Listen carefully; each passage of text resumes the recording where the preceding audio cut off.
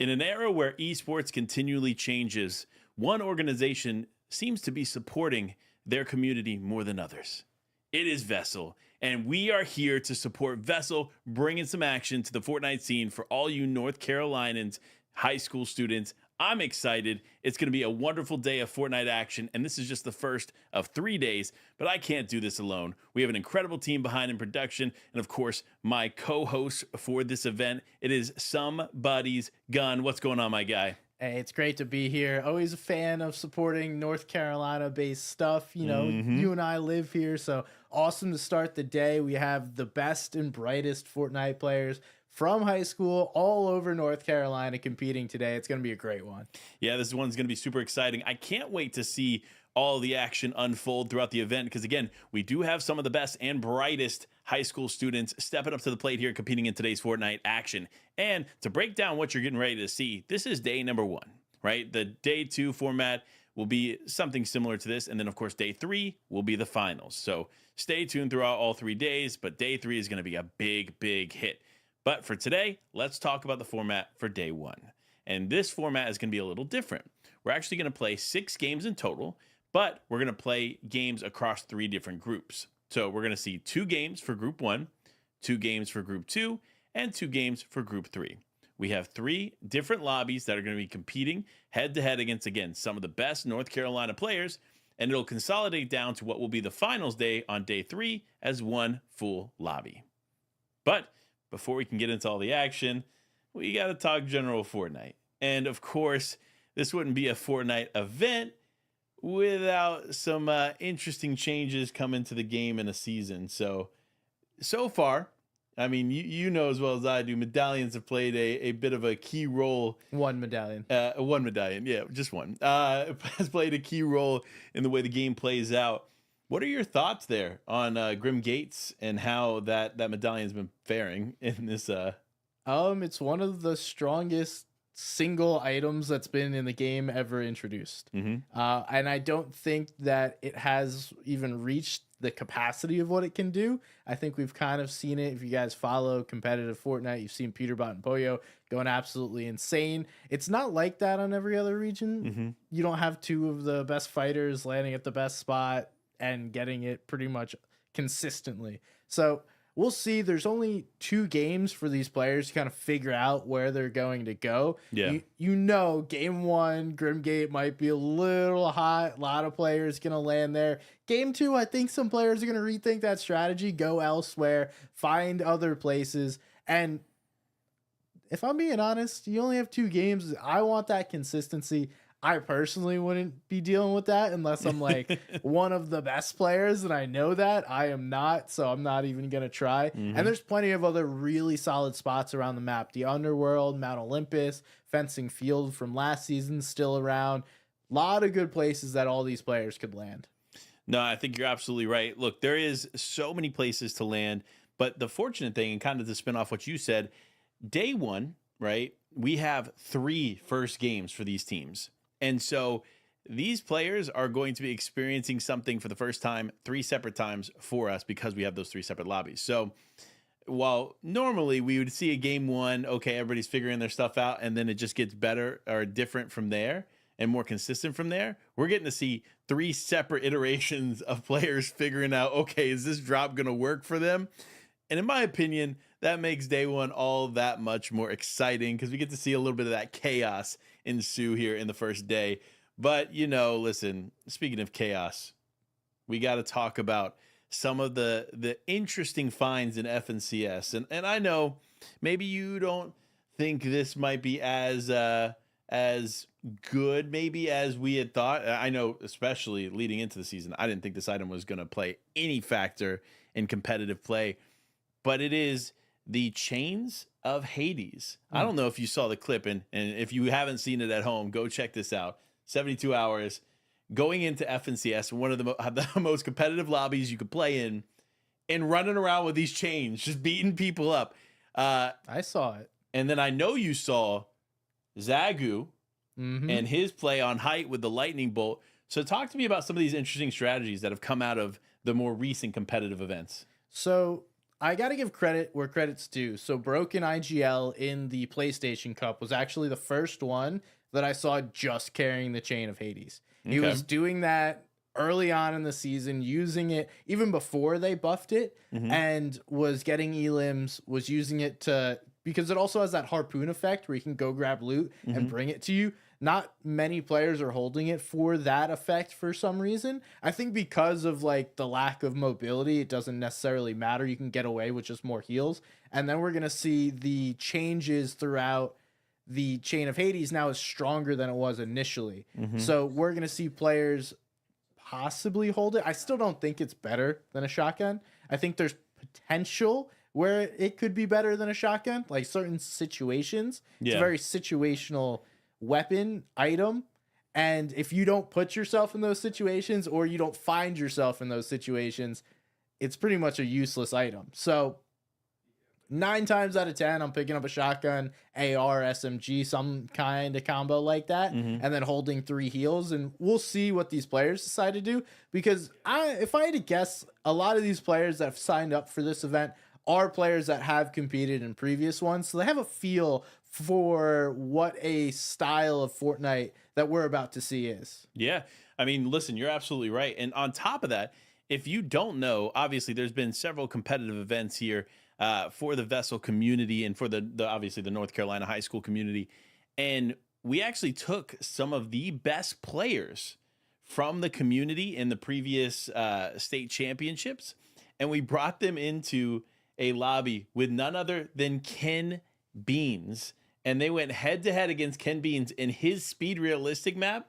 And of course, we had to make a YouTube video about it. So make sure to go check out the VESL GG YouTube channel and go check out that Ken Beans video if you want a good special watch this afternoon. But of course, after all the action, because we got a lot coming your way here, we are just moments away from getting into game number 1 of the day. And with a lot on the line, you already know these players are hyped and ready to go. And there's one player in particular that has been standing out a bunch above the rest a little bit. And just to be fair to the rest of the lobby, right? Like they are all extremely talented players stepping up here to play in this event. But there's one name that stands above as someone we know very well from the traditional competitive space. That is none other than Cam. Stepping up here in the VESL GG event as a North Carolina high school student, competing against some other players that maybe don't have necessarily the same experience as him. Nevertheless, I'm interested to see how he's going to be able to deal with it, because in my opinion, when you play at a high level consistently, you get used to the players you're playing against. When you start playing against players that you don't know, it adds a layer of like, what's the best way to put it? A layer of mystery when you're going into it. And to be honest, he could be thrown off, or he could get 40 eliminations a game. It's very likely either scenario could take place. Nevertheless, we can't wait to get into game number 1 here. But before we do, we're going to go to a quick break. And once we get back from the break, we're diving straight into game number 1. We'll see you soon.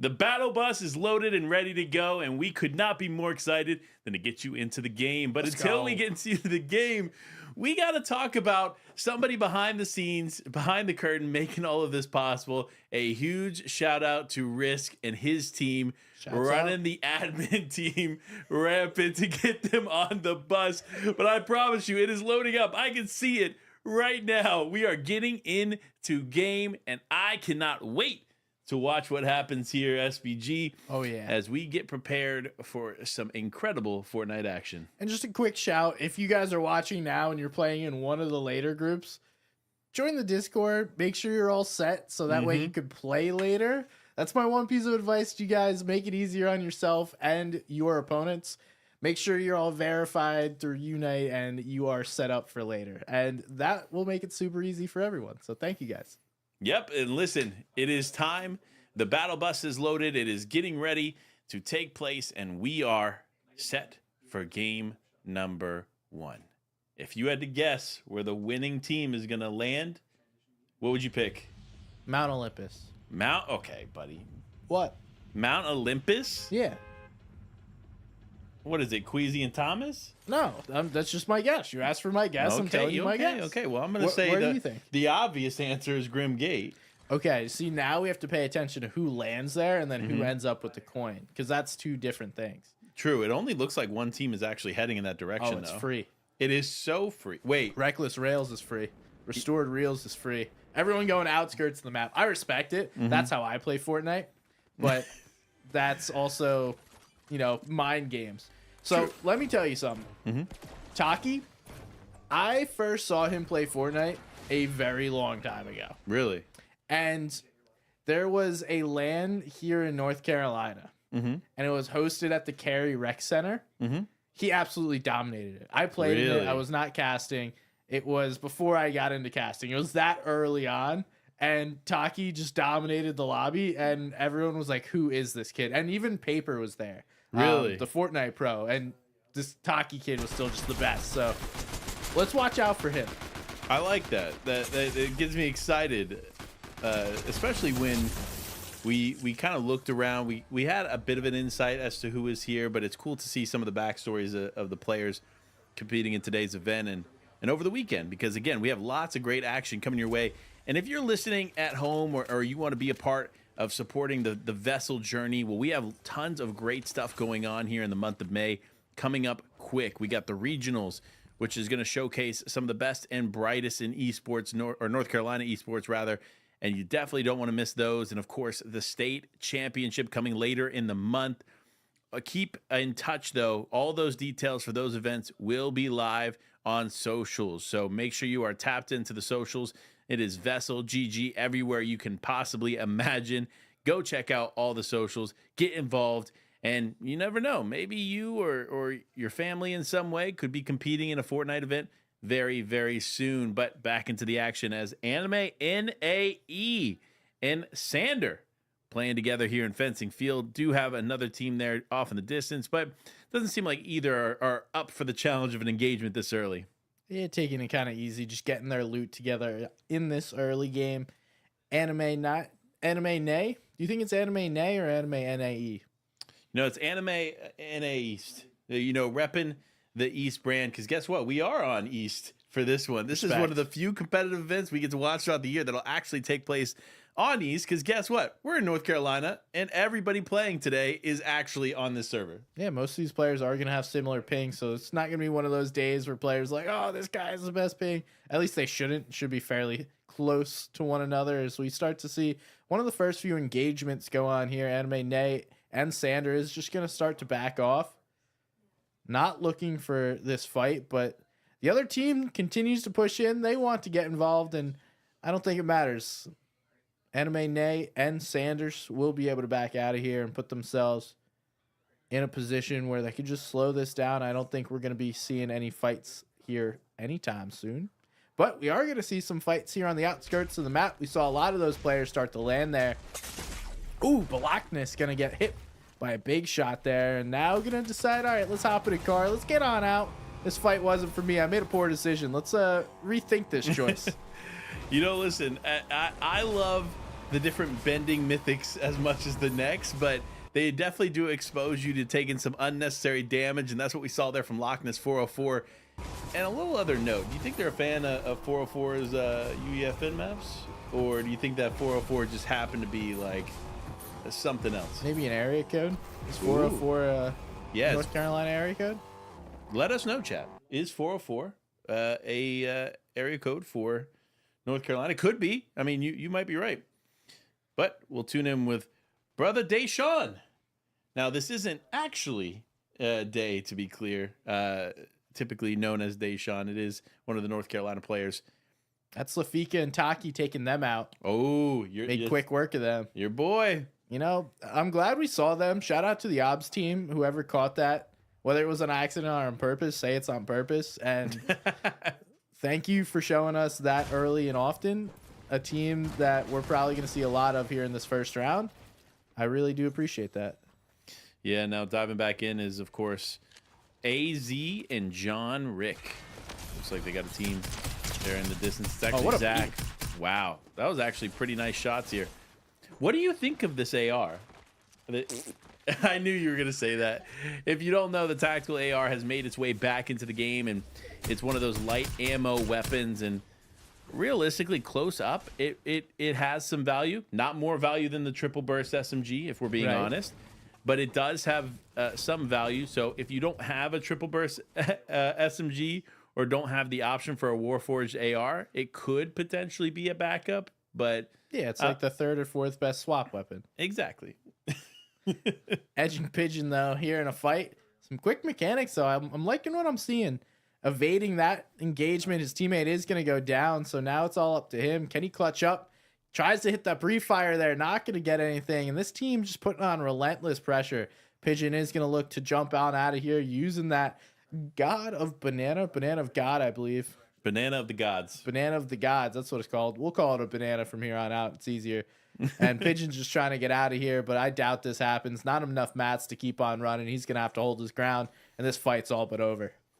You know, listen, I some part of me had like a glimmer of hope for him, but unfortunately that just didn't turn out to be the case. But now we switch over to Vazzy, 1X, and Tally find themselves over here in the SUNY Steps area. This is one POI that I feel like has been underutilized throughout the season. Just me personally, obviously, thinking that, because a lot of the action that we've watched throughout different events, even in the last season, I feel like not a lot of that action took place here. Yeah, I don't know that I've landed here or seen a team land here. Taki and Lafika, though, picking up another 2 in the feed, so wow. That's 4 for them unless we missed one. Vazzy is playing pretty aggressive. This is pretty much what I expected to see here, as we have a team walking in trying to third-party this fight. We're either going to see teams trying to just play slowly, play for placement, or we're going to have teams get in super aggressive, look for all these fights, and try and get as many elims as possible. And I think we're going to quickly see the skill disparity between teams within these first couple of games. Yeah, I definitely think you're right. And for players like Tally, who they seem to be aggressive and then all of a sudden opting to disengage, this shows you that they have that knowledge, that know-it-all when it comes to situations like that. Because if you weren't paying attention, another team approached the fight, and then when you don't have control like that, your best bet is to disengage. But during the disengage, it looks like that team that did decide to join the fight has now focused them. So that may have not worked out in their favor. And a team that just sat in the building winds up winning this one. They get to continue to do exactly what they wanted. But Mare and Tremo looking to get aggressive here.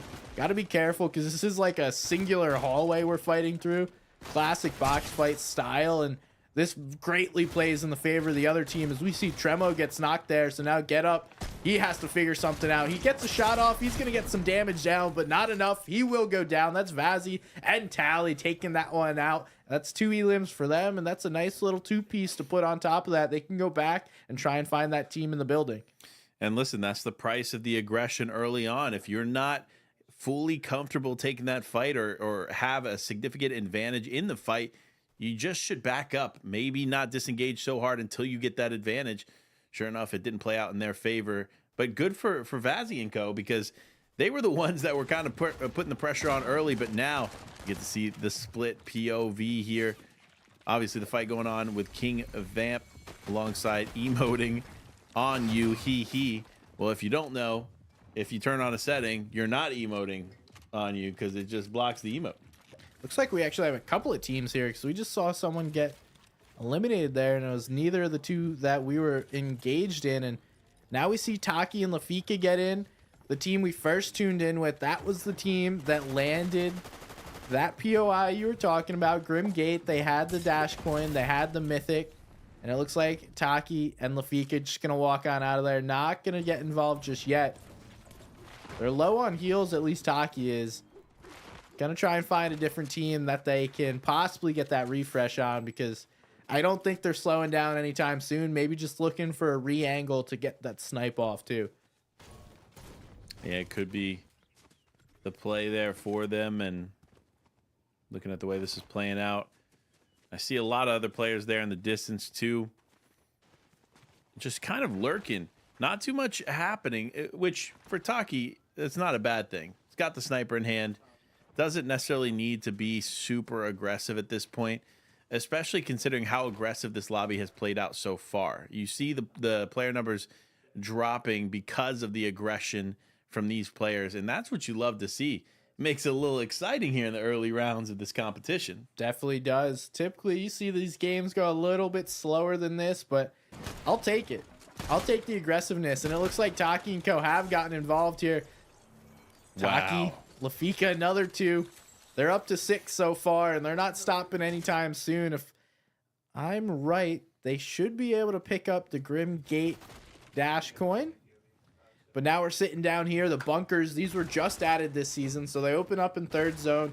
There's a bunch of loot. They have the ability to upgrade your weapons as well. So RCIS and John Rick came down here. They thought they were getting it for free, and now Monk and Zach walk over and say, hey, you got to go through us if you want to walk out of here. I like this. We're getting both angles of this fight here. It is Monk from above, and then Ayaz down below. Who can control the bunker themselves? Ayaz unfortunately trapped down here. Not much that they can do. This is basically a tough situation for them. Fortunately, they're the ones with the cluster clingers in hand, because if that team above had that, it would be lights out for Ayaz and Co. Yeah, I don't know that either team's really going to win here. If you're Monk, you're going to wind up spending a lot. You could just force the team below to spend a lot. You know they have extra, though, because they literally just went down to the bunker. So you're hoping you can out-heal this other team, and that's not what I would be betting on if that's what I'm going with. And now it also looks like Ayaz and John Rick going up. They're going to use the shockwave, look to get involved. Some shots go through by Ayaz. John Rick goes down, but now it's up to Rick to make it happen. Going to disengage is John Rick, but no, unfortunately not going to work out in his favor as he goes down to Zach FN, and the team picks up their first 2. And so a good start here for them at this point in the game. Although I should say good doesn't mean it's great, because we have teams like King Vamp here with 5 on the board. Okay, here's actually the Dash Coin team. I thought they were still in that first fight that we saw Lafika and Taki get that last elimination from, but no, these two have been able to get distance, and now they're going to go at it. So the 2 top elim teams going at it back and forth. Right now, we've seen them pretty close earlier on, now getting together once again. But if you guys are unfamiliar with this new season, the Dash Coin that I'm going to keep referring to is found at Grim Gate. It gives you the ability to dash and allows you to move faster than any other team. And now Ramadan trying to get out of here, get himself into a situation, rocking the Booga skin. Always got to respect the greats. You absolutely have to, as of course this team is now just going to press away here towards the fencing field area. Typically when you find yourself going towards cover, it's because you don't want to be involved. You don't want to deal with the fights. You don't want to deal with the pressure coming from the other team. But for them, it seemed like they just weren't sure what they wanted to do. You saw Ramadan running into the building. He looks back at King Vamp and he's like, wait, we have the Dash Coin. We have the Mythics. And we have height. Like, why would I even disengage? And then immediately goes back up with his teammate. So, you know, good play, smart on his part. And for Taki and Lafika, they just have to play it right. They cannot be as aggressive as they were with other teams because they don't have an advantage in this one. Definitely not. At least not the movement advantage. And they're going to know that. They've probably seen this team move by now, and they're just slowing it down. That's why we see them just playing box to box, deciding to look at other teams. Looks like Void is going to be one of those other teams getting aggressive. Him and Xerxes looking for Plasma attacks. Plasma is one of those teams that has gotten a couple of elims. Void doesn't seem to care. Gonna try and pop that Fizz to give him a little extra boost. So we don't have a lot of traditional movement this season. We have the shockwaves here, and we also have the Fizz as well as the dash or the green water skulls that you can get in certain areas of the map. Also, the bananas provide you a slightly different kind of mobility. But as we say that, looks like Lafika was able to take out one of them. They weren't able to get both elims. Nonetheless, this is the bigger one. They had the mythic gatekeeper shotgun, and I see those skulls starting to appear. So that was the medallion as well. Yeah, definitely a good pickup there for that team. But Sander now going head to head against these other players, looking to build up against them. You already see it. It is the most aggressive team we've seen in the lobby thus far. It is Void and Co. going onto the wall of Sander, just trying to survive here. He's lost his teammate. His teammate is down, but not quite out as he tries to hold on, creating separation hit between him and the other team. But no, he's been boxed, and it is all but over. Quick little mongrel classic on him. Jumping in the box, flipping the ramp, and then unfortunately there for Sander, that's going to be it. Now we see Tommy, though, getting aggressive. Plasma Tax was getting pushed by a different team. Now he's getting pushed by Tommy. Plasma does go down, and his teammate is now the one in the sights of this duo. Unfortunately for those two, they're getting sent back to the lobby, and that's Rizzler going down as well. Tommy and Stick able to pick up a couple elims. They're looking good. Getting a little aggressive a little later, but I now think they figured out exactly how this lobby is going to play out, and they want to get involved. Yeah, you know what? That's what it's about here in game number one, is kind of figuring out what you need to do and who you're going up against. But man, 14 eliminations, and we're only in zone 5. This team has something special, and they are not slowing down anytime soon. A little shockwave Fizz play, chopping on somebody's head. You can't even hear them coming. Just quickly take out 2 more players. You got no shot when you have no audio cues, and that's what happens when that happens. Now Zach and Monk, unfortunately, are in the sights, but Zach gets a big shot there on the Void, and what's Void going to do? He boxes up, builds a big box, and this is what we call just defensive building. Great execution there to give himself some space and pop these heals. Good space. Good looks here from above. With so many players getting involved in this one, there's no guarantee you walk out alive, even if you have 16 eliminations, even if you are potentially the best fighter in here. The more variables you add, the less likely you are to succeed. So taking some of those variables out, you see Xerxes just looking to engage. I am impressed with his continual aggression. Despite all the adversity he's facing around him, he just doesn't stop. Bro's just using the shockwave to try and find somebody. He doesn't care. It's like, I don't know if you're the team that I'm fighting, as long as you're a person. If you're a person, you can get all the smoke. Xerxes is looking for it, does find the player, wants to make sure no one's up above him. And it does seem like Monk has gotten some height, but not enough. Not to where Xerxes first thought he was. Finds him here at this point. That's another elim. Rack it up. That's going to be number 17. And now Monk leaves his teammate all alone, but Xerxes is going to start to get pushed by another duo. They're still a little ways out, and I don't think that's going to change anything for Xerxes and Void at the moment. I mean, let's be honest. If my teammate has 11 eliminations by himself, I don't mind leaving him alone because he's doing something right? Yeah. And that just seems to be the case here for them as they continue on pushing towards the next player. But it looks like they are going to miss where they are at. Unfortunate for them, but fortunate for Zach FN as he gets to live to potentially fight another day. Hey, you'll take that. Sometimes the best move is just to do nothing. If you can just sit there and not give any audio cues away to anybody, that is all you can do at a time. And watching Taki and Lafika make this rotate in. Able to take out 2 more players there on the edge of Storm. And now they're going to walk into that same area we saw a bunch of our other players at. We can see that massive build fight that they were just coming from. And they're on the hunt. That sniper is dangerous, and that's not something that I want to be on the other side of. No, I don't blame you at all. There definitely is some some adversity to be seen here on the other side of a sniper rifle. But for Void, and ooh, this could be the fight we want to see, but no, misses the snipe. Taki now building up, dropping the medallion. One of the big plays, or one of the big strats when it comes to that medallion, is sharing it with your teammate, and effectively sharing shows me that they have been paying attention here this season. So this fight now ensuing is all but theirs to take, as Taki damages the other player, gets into the box, but no, another variable enters the fold as players continue to close in on the circle. Saved by the third party there, because Taki was putting on the pressure. Lafika had an angle pushing this team right into him, and it seems like only a matter of time, but Xerxes is going to have enough time to get a little bit healthier along with Void. The longer this fight takes, the healthier they get, and it doesn't really matter. So Lafika, Taki going to be able to walk on out of here if they want. They're still in a position where they don't have to continue to take this fight, but we see, oh no, that's Xerxes trying to take the high ground. Lafika says, no way, my bro. This is my high ground. Hits both of them pretty hard. Taki's down there dealing damage as well, and it looks like Xerxes is going to be one shot if they can find him.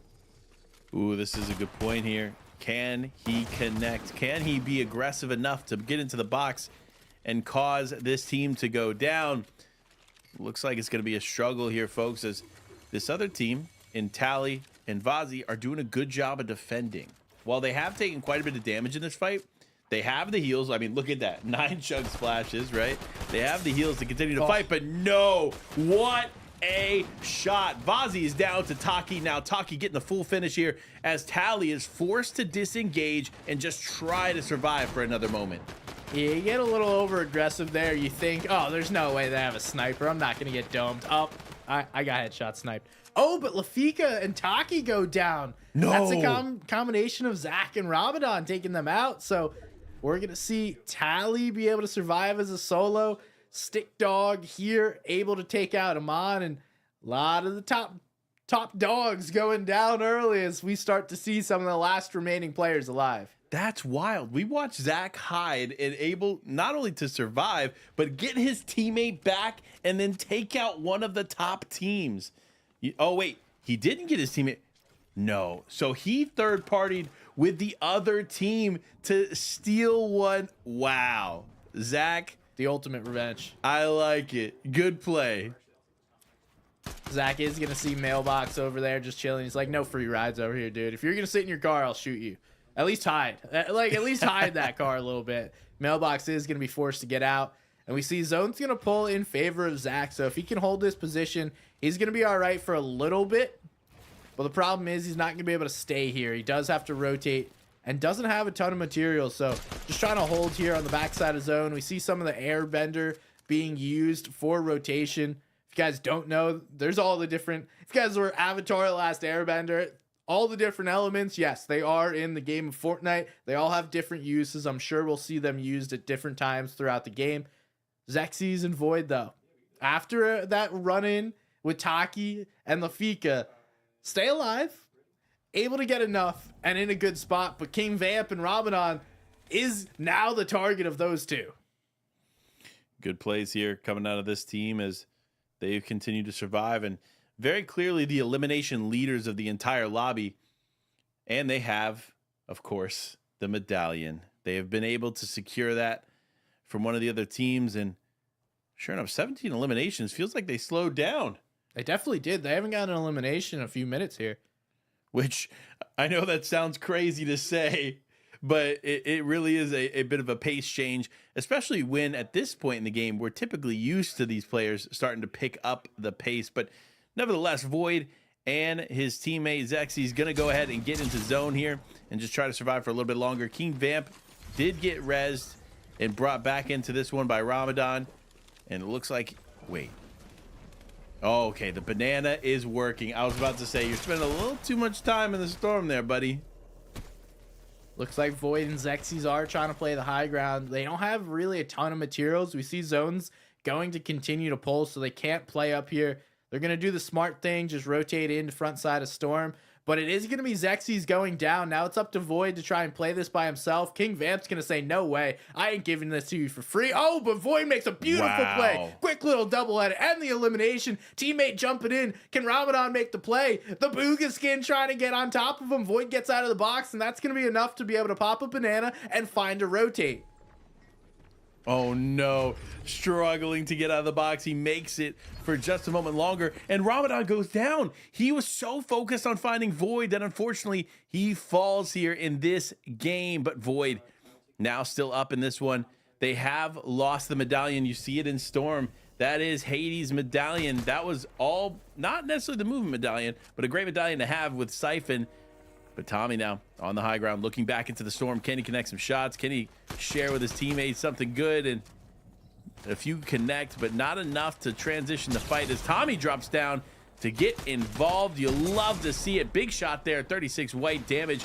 All but over there for Mailboxes. He is now out of this one. And Stick Dog going back up for hype, but no, it has been stolen from him as his teammate was distracted.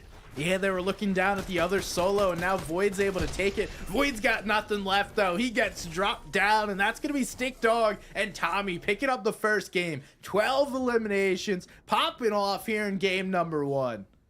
You know what? That's a beautiful finish. I like the way that ended there for game number 1. And this is just group 1, folks. We got 2 more groups to go, 6 total games on the day, and lots of Fortnite action for all of you at home.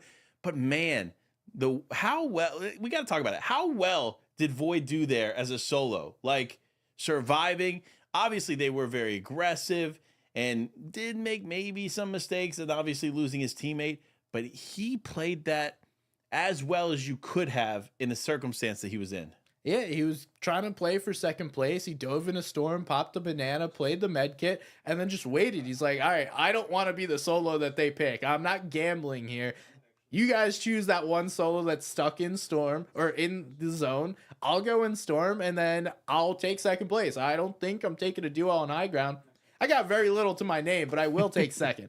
You know what? Listen, you love to see it here, folks, but don't go anywhere. We'll have more VESL Championship action for you after a quick break.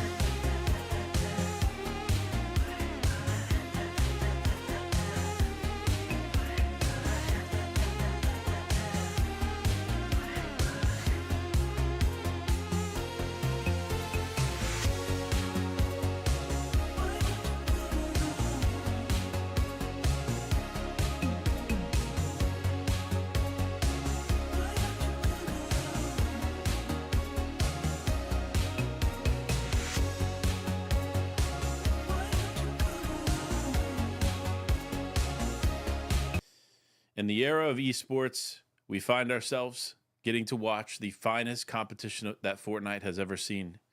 That is the VESL GG Fortnite Championship, and you already know we're having lots of fun. Game 1 down, Game 2 bus is loaded, and we're bringing even more action for all of you at home. But before we dive into this next one, we got to talk about the aggression we saw in this.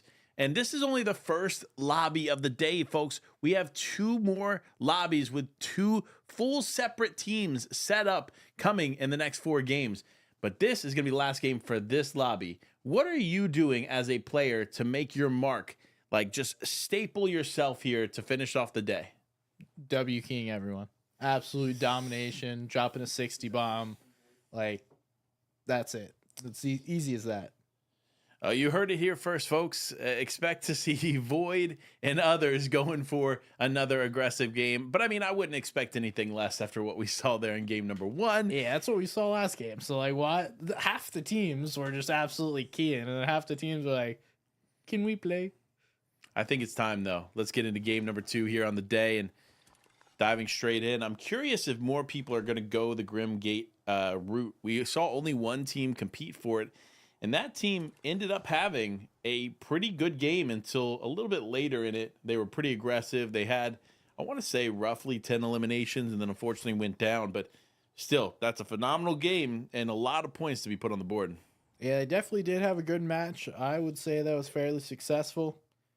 We're going to see our team that is in first place did not take first place, but after a sneaky little second place play there by Void, they're going all the way over here. This is an interesting play. We did tune in with them in game number 1. Deciding not, though, to drop at any of these major POIs. Xexes and Void deciding to go to the windmills, wind turbines, and this little rig on the outskirts of the map. You know, I'm not opposed to this, to be honest, because you can get a lot of loot on the outskirts. You know nobody's going to be to your back, and then you just press every team moving in. And that worked pretty effectively. We saw it for them last time, and it worked pretty well to get a second place with almost 20 eliminations.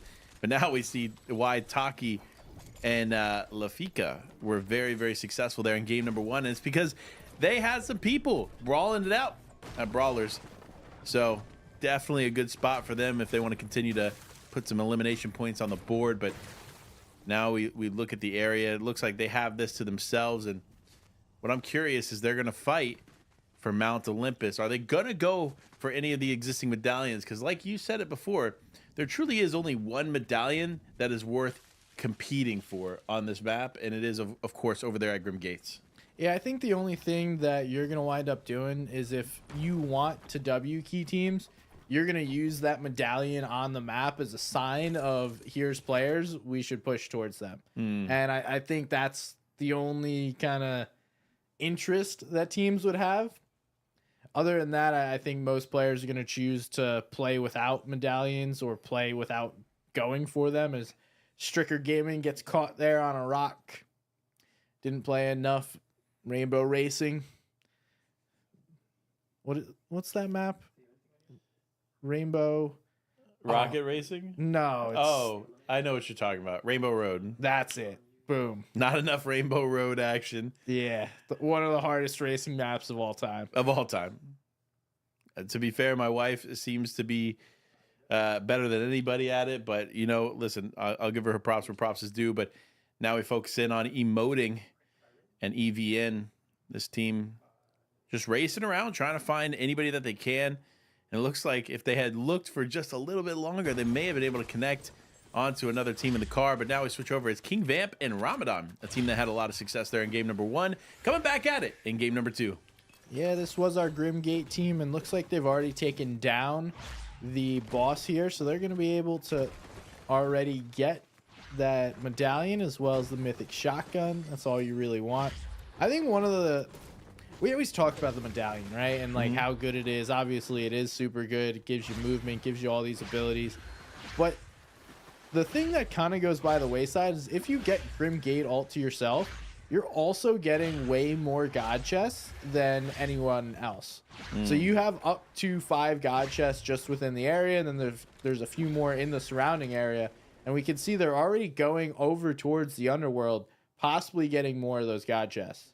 That's actually crazy to think about. Like, not only did you put a very strong medallion, probably, and obviously the strongest medallion in the game in a POI, you also stack it with some of the strongest loot on the map.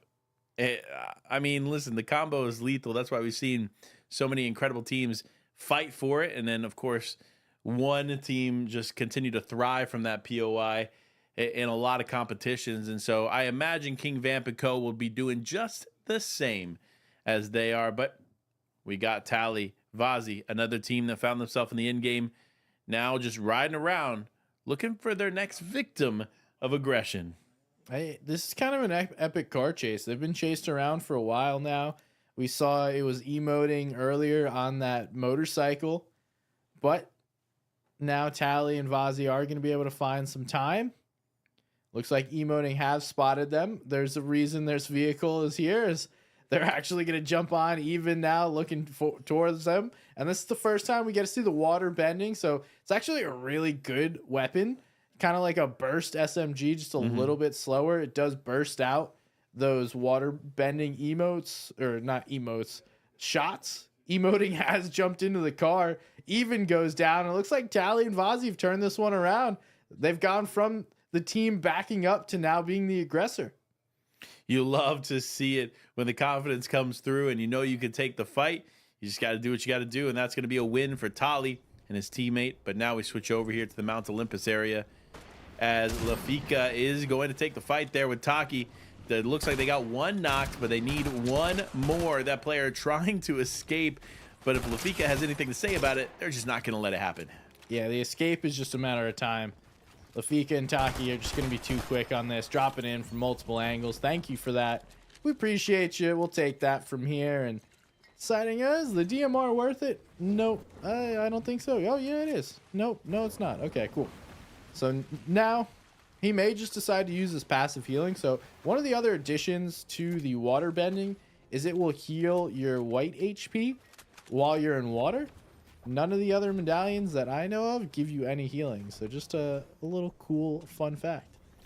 I mean, let's be honest. If you get the fire bending or ground bending, you're not really like sitting in fire. And I mean, if you Could be sitting on the ground. Could be sitting. Yeah, I guess. But that would be too strong. that'd be so cool. Could you're just walking anywhere and just healing up.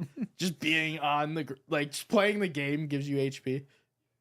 Imagine you go in the water and you stop healing. You're like, What is this? Serious lake though. Heading into the lake. That's a serious problem. Yeah, no teammate. Yeah, that is quite the issue. And looks like you ran away from another team and might wind up running into a new one. Yeah, it's tough as you just kind of have to survive for as long as you can. Hopefully, they were able to get the reboot card, get their teammate potentially back into it. But for OG Ducky, what are these pickaxes? I don't know. I was gonna say they're kind of nice. I might need to scoop these. I know they actually look pretty sick.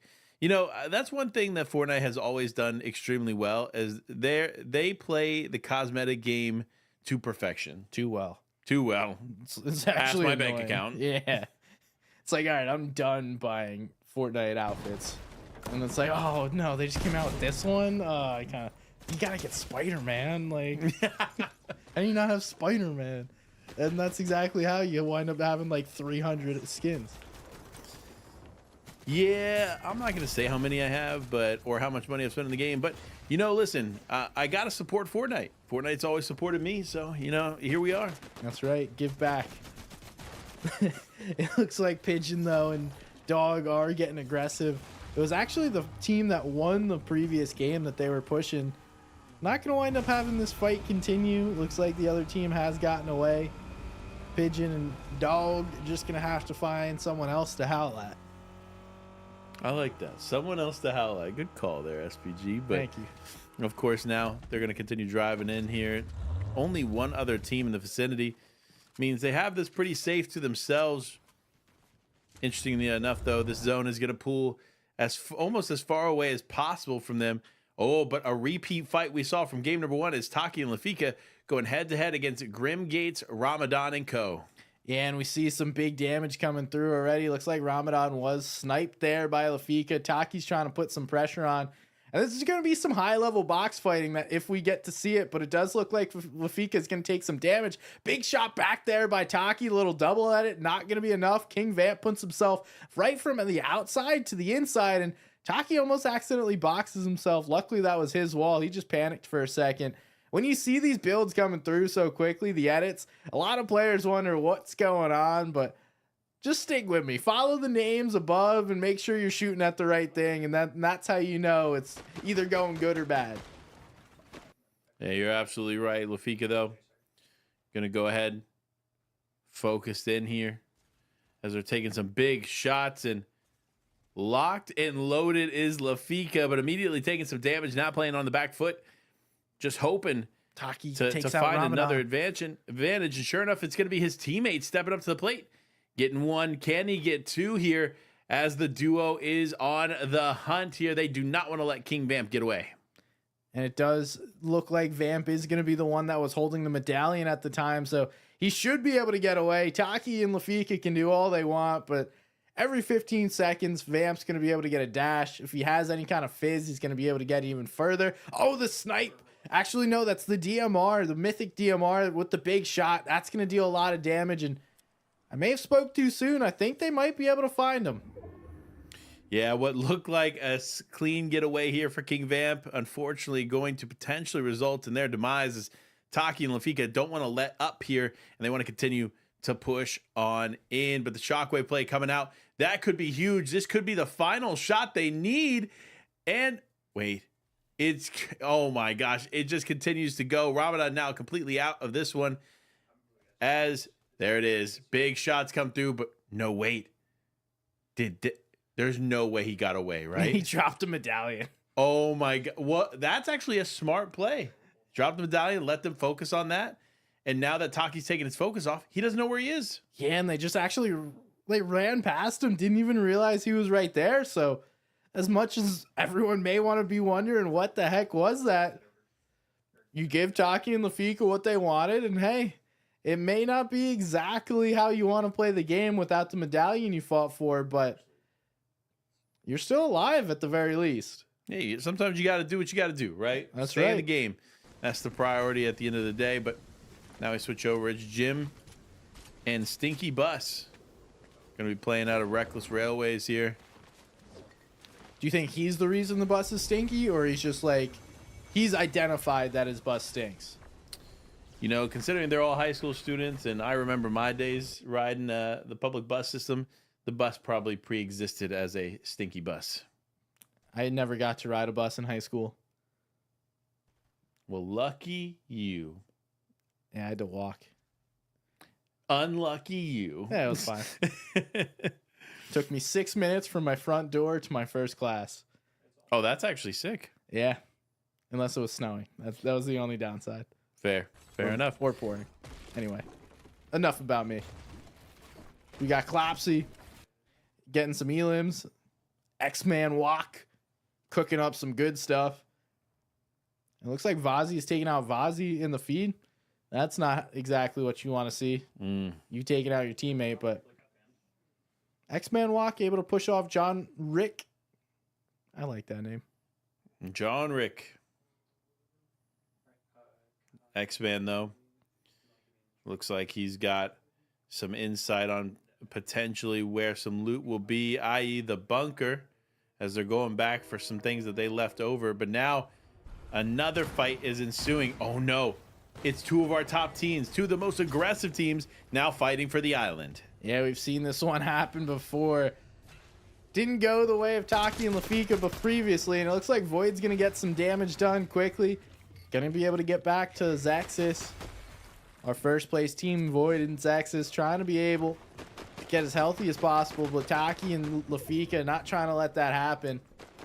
We've seen this island fight happen so many iterations, so many different seasons. Void gets tagged up huge. Wow. He's lucky to be alive, and he's just dropping down. He's like, oh my goodness, I did not expect that kind of shot, but the pressure continues.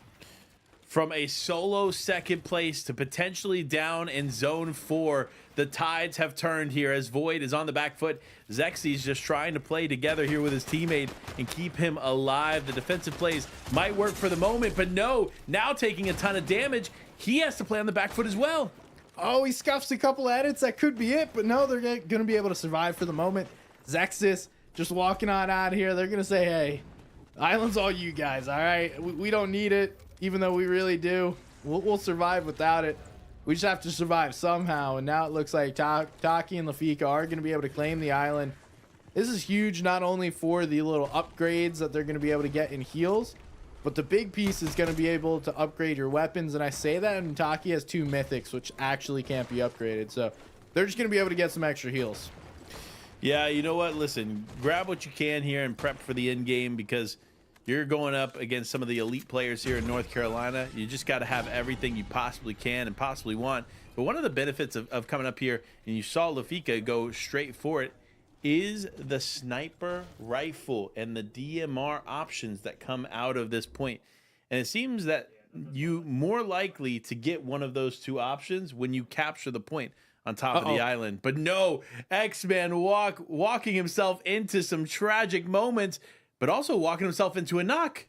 Yeah, I don't know what that team in the bush was doing. They might have been full AFK, because that should have been an easy elim. He was chilling in there for a second before they reacted, and X-Man was the one that hit the bigger shot. Going to be able to clean this one here, and X-Man taking that one out. This game's a little more stacked than we saw from the last game. Might be because we're seeing a couple of our top teams continuously go head-to-head. Here we go, though. Ploxin and Germ now just playing around the Grim Gate area. I like when zone's in this space, because it kind of evens the playing field when it comes to mobility. Once you get in the area where all the green water lies and the skulls start to stack around your player base, it makes it a little more even when it comes to mobility. It doesn't just give the medallion holder a huge edge. Yeah, it definitely does level the playing field. It's just a matter of if you could play it properly, because not everyone does. We see Vamp taking out another one. We don't know necessarily if he has his teammate's card. But like you mentioned, you can level that playing field with getting the skulls.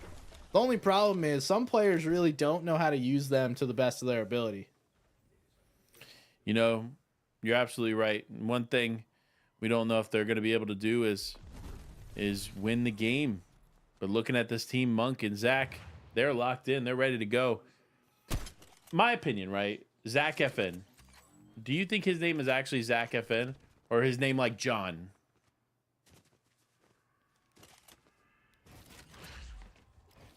I'm thinking.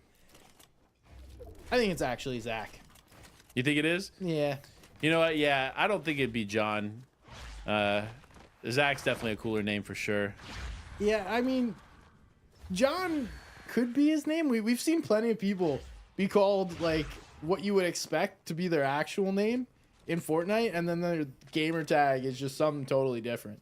I mean, to be honest, my real name is not Panda.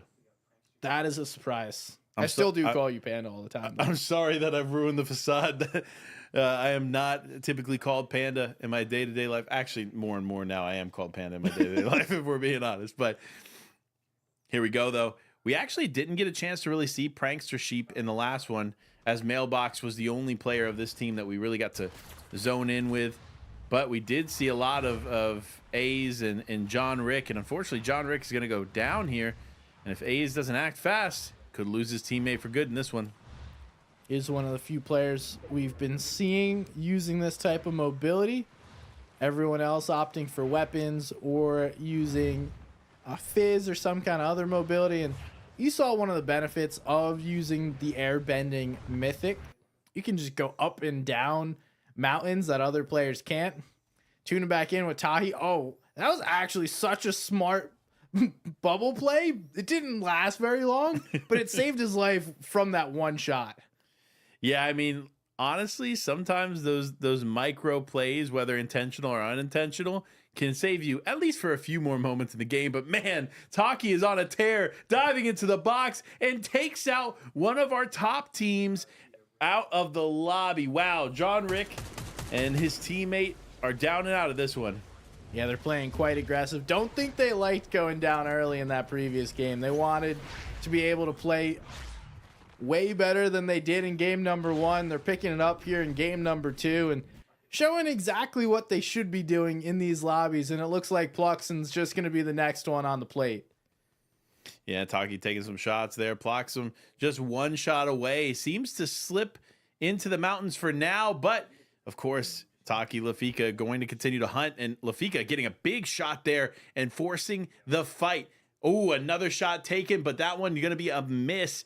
And you have to be careful about the things going on around you. That's why you see Taki looking, checking his back here, and immediately opting to disengage as his teammate calls for it. You saw Zach FN, not John FN, on the hill, just fighting for it. Zach FN, really John Fortnite, is now rotating in, and Taki just continues to take snipes. This is the danger of the sniper. They've tried to nerf it. They've tried to change it like 30 different times. He hits one there on the X-Man. Now we're looking in. Lafika's trying to close this one out. They were able to get the first one. Shockwave out for the moment, but unfortunately, you're getting chased by a team that has unlimited movement at the moment. And X-Man gets stuck, gets bopped, and gets dropped.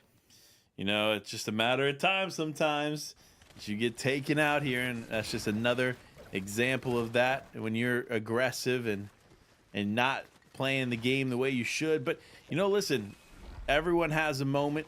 Not everybody can win every single game, so it's just a matter of collecting what you do, improving game over game, and we'll see some of these players back, of course, in the coming days. But one of the teams that pretty much, in my opinion, is guaranteed for the finals, it is, of course, Void and Xerxes. They were in first place following their game 1 finish in second, so they're looking to repeat that or even improve on that performance thus far. But they have slowed down on eliminations. Remember, they had 19 elims in game number 1. Now in game number 2, only sitting at 6 in zone 7. Why do you think that is? Why do you think a team that dropped so many elims decides to play less aggressively this game? You know, I think a lot of the solo play from Void came out of luck, and they realized that, and they don't want to take that risk again because they are vulnerable. This lobby is strong, and there are some incredible fighters here amongst Void and Xerxes. So for this team, they realize, you know what? We're already in first. Let's finish strong. Let's be consistent, and let's take less risk, especially ones that we know we don't necessarily guarantee the win at. It does look like they are possibly going for another fight. A team actually does box up Void there for a moment, but Void had the ramp in. Now going to be able to slow this down. A little more classic box fight style, and the shot goes through. That's going to be Void getting most of the damage on to Ludico. Barako and Ludico, though, seem to be in a pretty good spot. They look to be holding their own, knowing how to play this. They're not one that seems to be lost when it comes to a box fight. Big fights coming in, though. Void's going to go ahead and clean up some. Uh-oh. They just got ran through by a team on the backside. That's Taki and Lafika. Oh, no. Here it is. Two of our strongest fighting teams going head-to-head yet again in game number 2. And actually, the team that won the first game, Stick Dog and Tommy down below. We're running out of real estate in this game, and everybody's getting close as Void and Xerxes just trying to stay alive, trying to stay in zone for the moment. They've slowed down again, too. You know what? Maybe that's the play here, but Lafika going to go ahead and get ahead of zone there, taking on one. That's going to be Monk going down here as Taki is able to clean that one up completely. But Zach FN still down low. A lot of the teams we saw from the first game finish off strong. They're back here in game number 2 doing the same thing. Yeah, pretty consistent. You would expect some of these top teams to continue to do what they do best. And we see Lafika's trying to stay on this high ground. Just continues to push up and up and up. Taki's on the backside of zone, being a problem, taking out Zach FN. Now Stick Dog's the one in sight for Lafika. Getting a little greedy here, deciding not to use the heals, but there it is. The heals do come through, and Stick Dog's going to go down there to Void. Taki absolutely balling out. These guys have 20 elims at the moment already. He's looking to close in on another one. I'm loving it. Diving into the boxes. Taki just going to go ahead and push this fight. Big box play comes out, but no, the player actually gets away from it, but just for a moment, as Taki is undeniable and can't be stopped. Give me that. He's looking for more. This is a revenge game here for Taki and Lafika. He's on 17. If he gets the rest, that's going to be 20 alone, but we'll see if Lafika decides, hey, bro, you can't have all 20. I need some as well. This is the elimination record on the day thus far. That's 21 eliminations as a duo here to finish this game off. But the only way to finish strong is to take out the team that took you out last time and win the game. Can Taki do it as he's pushing in, trying to get the last shot onto Xerxes, but doesn't necessarily find it? Void also not in the strongest position either, so the shots are coming in. Can he end up taking them out? It is going to be a solo versus a duo here in this fight, but if all things go to plan, we could see Taki potentially walk away with the win, but if Void and his teammate have anything to say about it, they're here to stop it.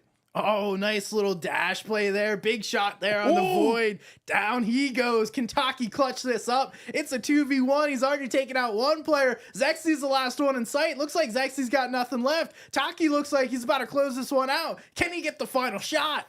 Going for it here. Taki has everything he needs. He's got the material. He's got the willpower. He's got the loadout. All he needs to have now is the shot to finish it. And there it is. Void goes down and Taki wins game number 2.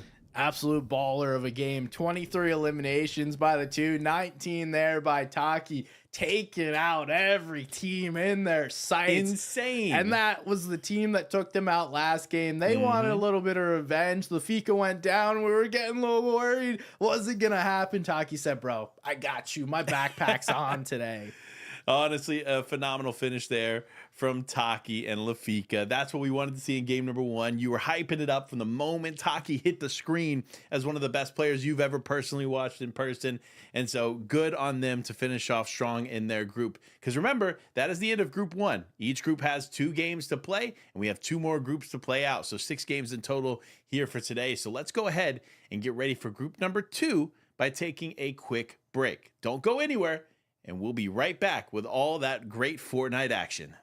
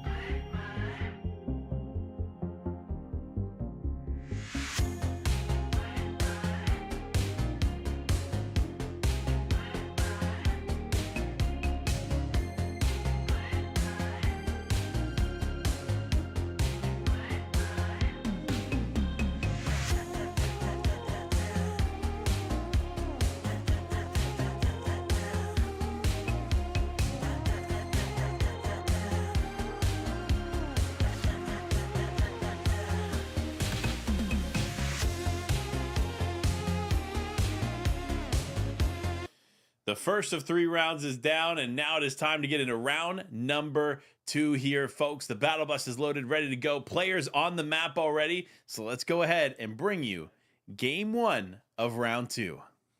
Hey, round 2. Are you excited? Now it's a reset. So if you guys don't really know what's about to happen, we just played 2 games. So now they're figuring out, okay, these guys played one way in the first round. Now we're going to reset the lobby, get a whole new group of players in here, and they get 2 games to set their foot in the qualifiers and really get a feel for how this VESL featuring Fortnite tournament's going to go.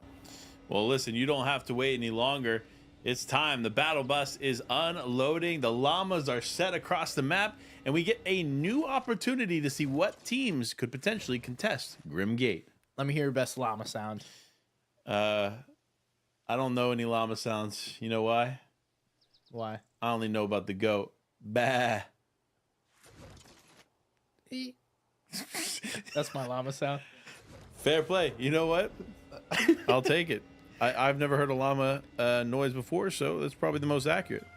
I don't even know what the noise llamas make. Anyway, looks like we got Satoru and Kira going past the lavish lair, going all the way to the Rebels Roost. There looks like there was a team that thought about landing here and then rethought what they were doing. Little interesting landing spot. These guys going wide. Now we see Zuga. He's hanging in the corner. Let's all just hang out. Everyone, kick your feet back. Oh, we're not going to hang out with Zuga. Sorry. Peace, Zuga. Interesting enough, though, his teammate a little more active than Zuga here in the first parts of this game, but Eknavaz playing the shotgun game. I wonder how many shotguns he can fit in his inventory. 5. Yeah, but do you think he'll get to 5? No. I think he's going to stop at 4. I think 1 is enough, but you know, you can carry 2.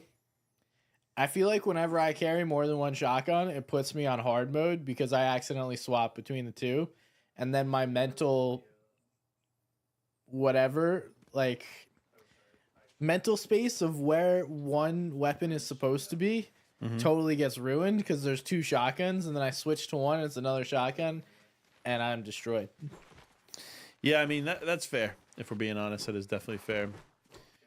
Especially when you have players like NFL Dude who know how to use the shotgun and use it well. But as I say, that immediately gets taken out here.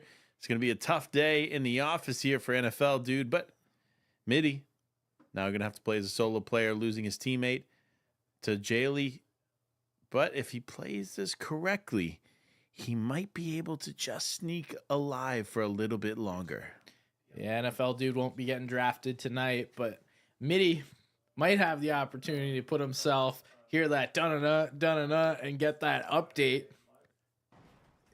Midi just going to hang out in a corner. Luckily, the team now is focused on somebody else. Jaylee is looking at Jack the Bird. Jack Septic Eye gets taken out. Now Jack the Bird's in his sight. What can we do here? Good play here from Jaylee, just to disengage and heal up. Use what they can to continue the fight. But for teams in the local area, that is typically a warning call, letting them know that, hey, this player might not be as healthy as you are. So you also have to be mindful of that. Fortunately, though, these other players are in a bit of a weaker state.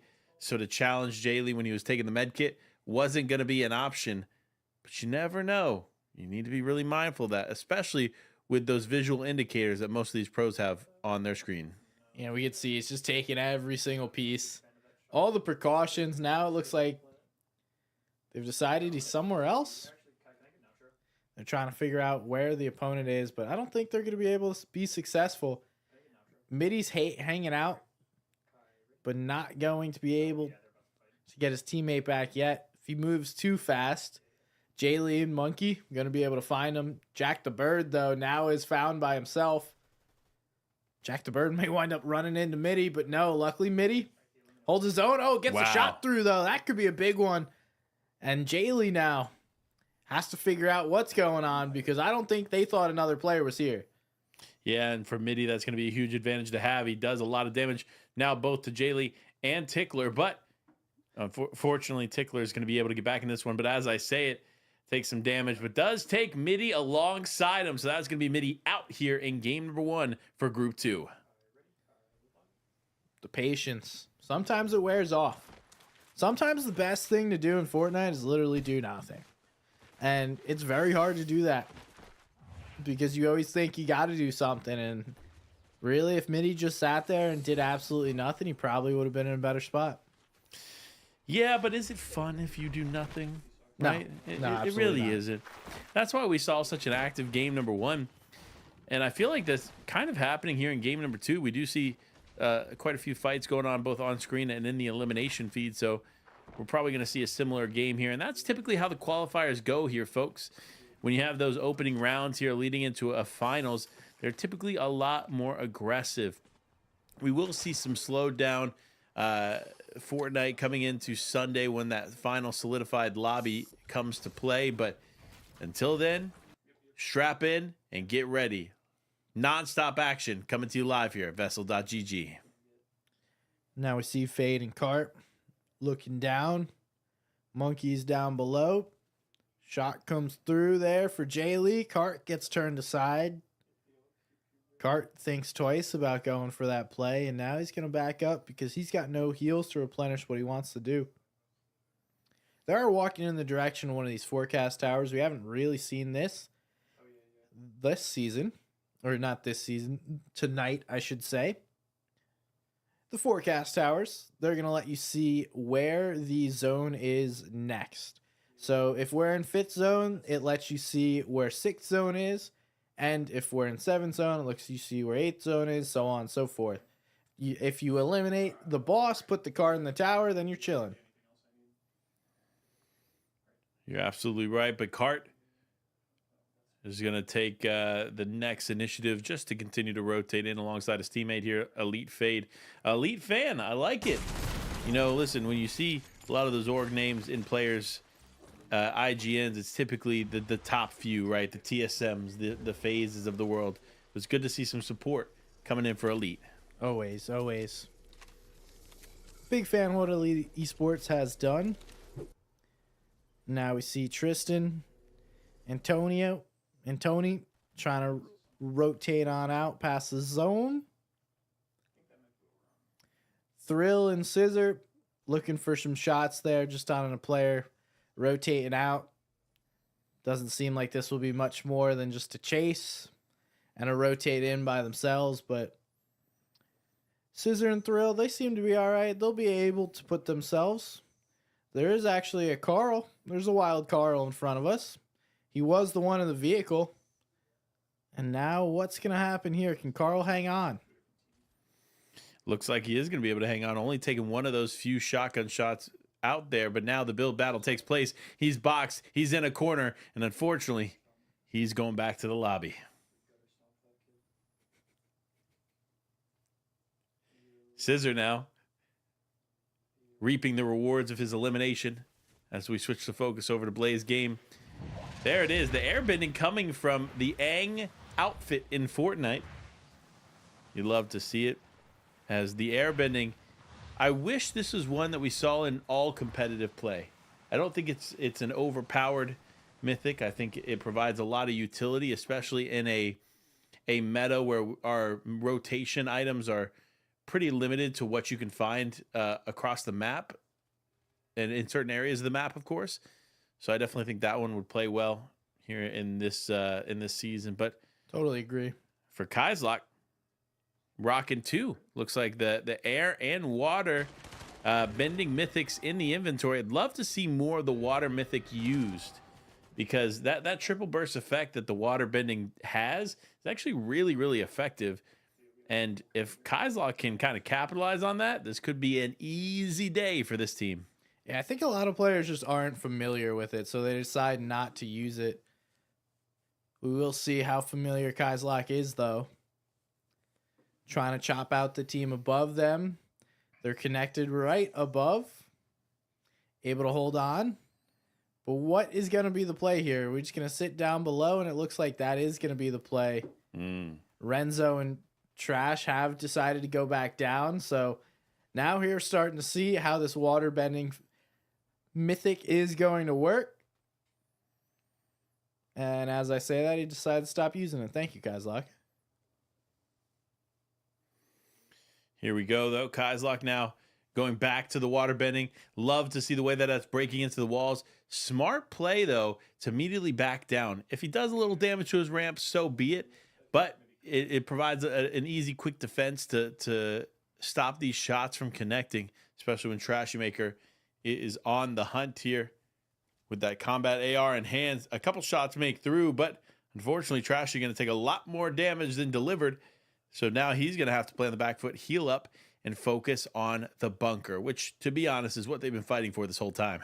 Yeah, now we do see why they're trying to be so aggressive here, but now Trashy Maker and Renzo are continuing to back up. Kaislok trying to find a shot here. Oh, almost gets the box there by Trashy Maker. Nice play by these two. One holding the build, one going for the pressure of the builds, and the other one healing up. Unfortunate there by Kaislok. This could have been way more effective by this two. Need to pressure from different angles there if you want to be able to stop this. Yeah, and that's what we see them trying to do here as Kaislok does secure the ceiling there and unfortunately puts Trashy Maker in a tough spot, forced to disengage away from his teammate there, and now losing his teammate. Needs to play this smart, but no, another team has entered the fold as this fight continues on. Oh, he's just running. That's all you can do at this point. Tokyo's going to have to run himself. He doesn't necessarily realize there's a whole nother team yet. Now he gets what's going on. It's like, all right, I'm out, guys. Thank you. I did not need to get involved in that. And now Trashy Maker going to look for some loot. Needs to be careful because there will be a team walking down here any minute now trying to get the same loot that he's trying to find. Yeah, you see the player start to head towards the bunker here, but with all the heals in it, should give them at least enough to potentially get back into the fight. But if Kuro plays this correctly alongside his teammate, should be a quick end to Trashy Maker's game. But we'll have to wait and see how this plays out as Kuro is playing safe. I wonder if they just don't realize that it's only a solo underneath. Yeah, there's no way. They probably saw all these builds too, and they're like, all right, let's not get caught out. Let's play this slowly. This is also the team that landed Grimm's Gate, so they have all the advantages in that fight. Now we get to see Thrill and Scissor getting quite aggressive again. So far, our leader in Elims. Quite a great box fight here by Thrill, just slowly taking pieces going in. We see his teammate Scissor on the backside putting that pressure on, being able to get the damage, and now Thrill's able to clean up that elimination. I don't know how to say that name. Not even going to attempt it. Listen, for all the players at home that are listening, have great branding, have clear and concise names, because we want to shout you out. We want to celebrate you. That's the point of the commentary team here when we break down these Fortnite games, so just keep that in mind for the future. But now, Thrill continues to bring the action to the game as he hunts on and on as one player remains. And unfortunately for him, that one player that remained quickly exits the game as Scissor finds that final elimination.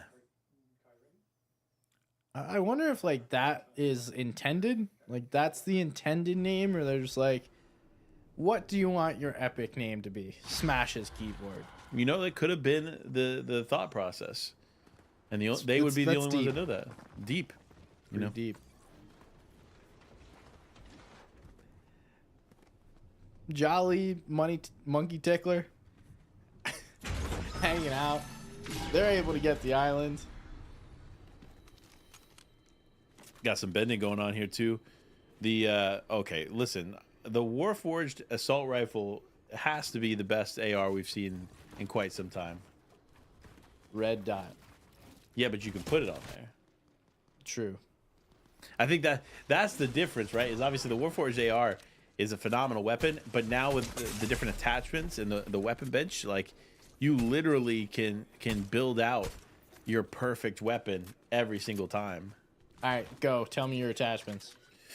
I'm doing the what is it? The 0.2x scope. Okay. I do the what is it called?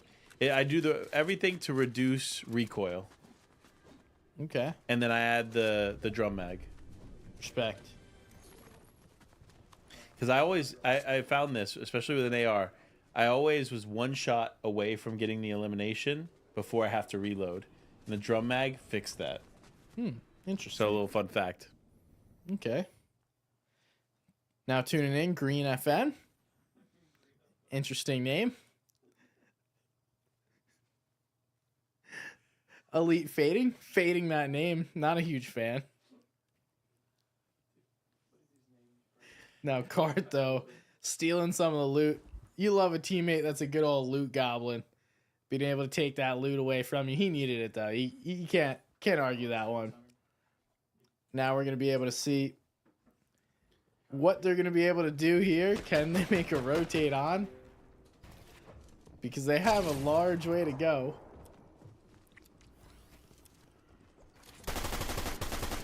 Jolly, though, just as jolly as they come, you ended up, honestly, looking at Jolly's name, it makes me laugh listening to Jolly play the game. And interesting enough it is, as he just is a fun player to watch here for this one. But he continues on as he flies in here, laughing his way into the zone. Lots of players underneath, though. He needs to be careful for what he has going on. Does look like Tickler is going to be able to join his teammate in this fight, but so much action on the edge, he needs to be careful. Yeah, Jolly is just making this rotate in here. Pretty solid. Should be able to make this without a problem. The big problems are not many materials left.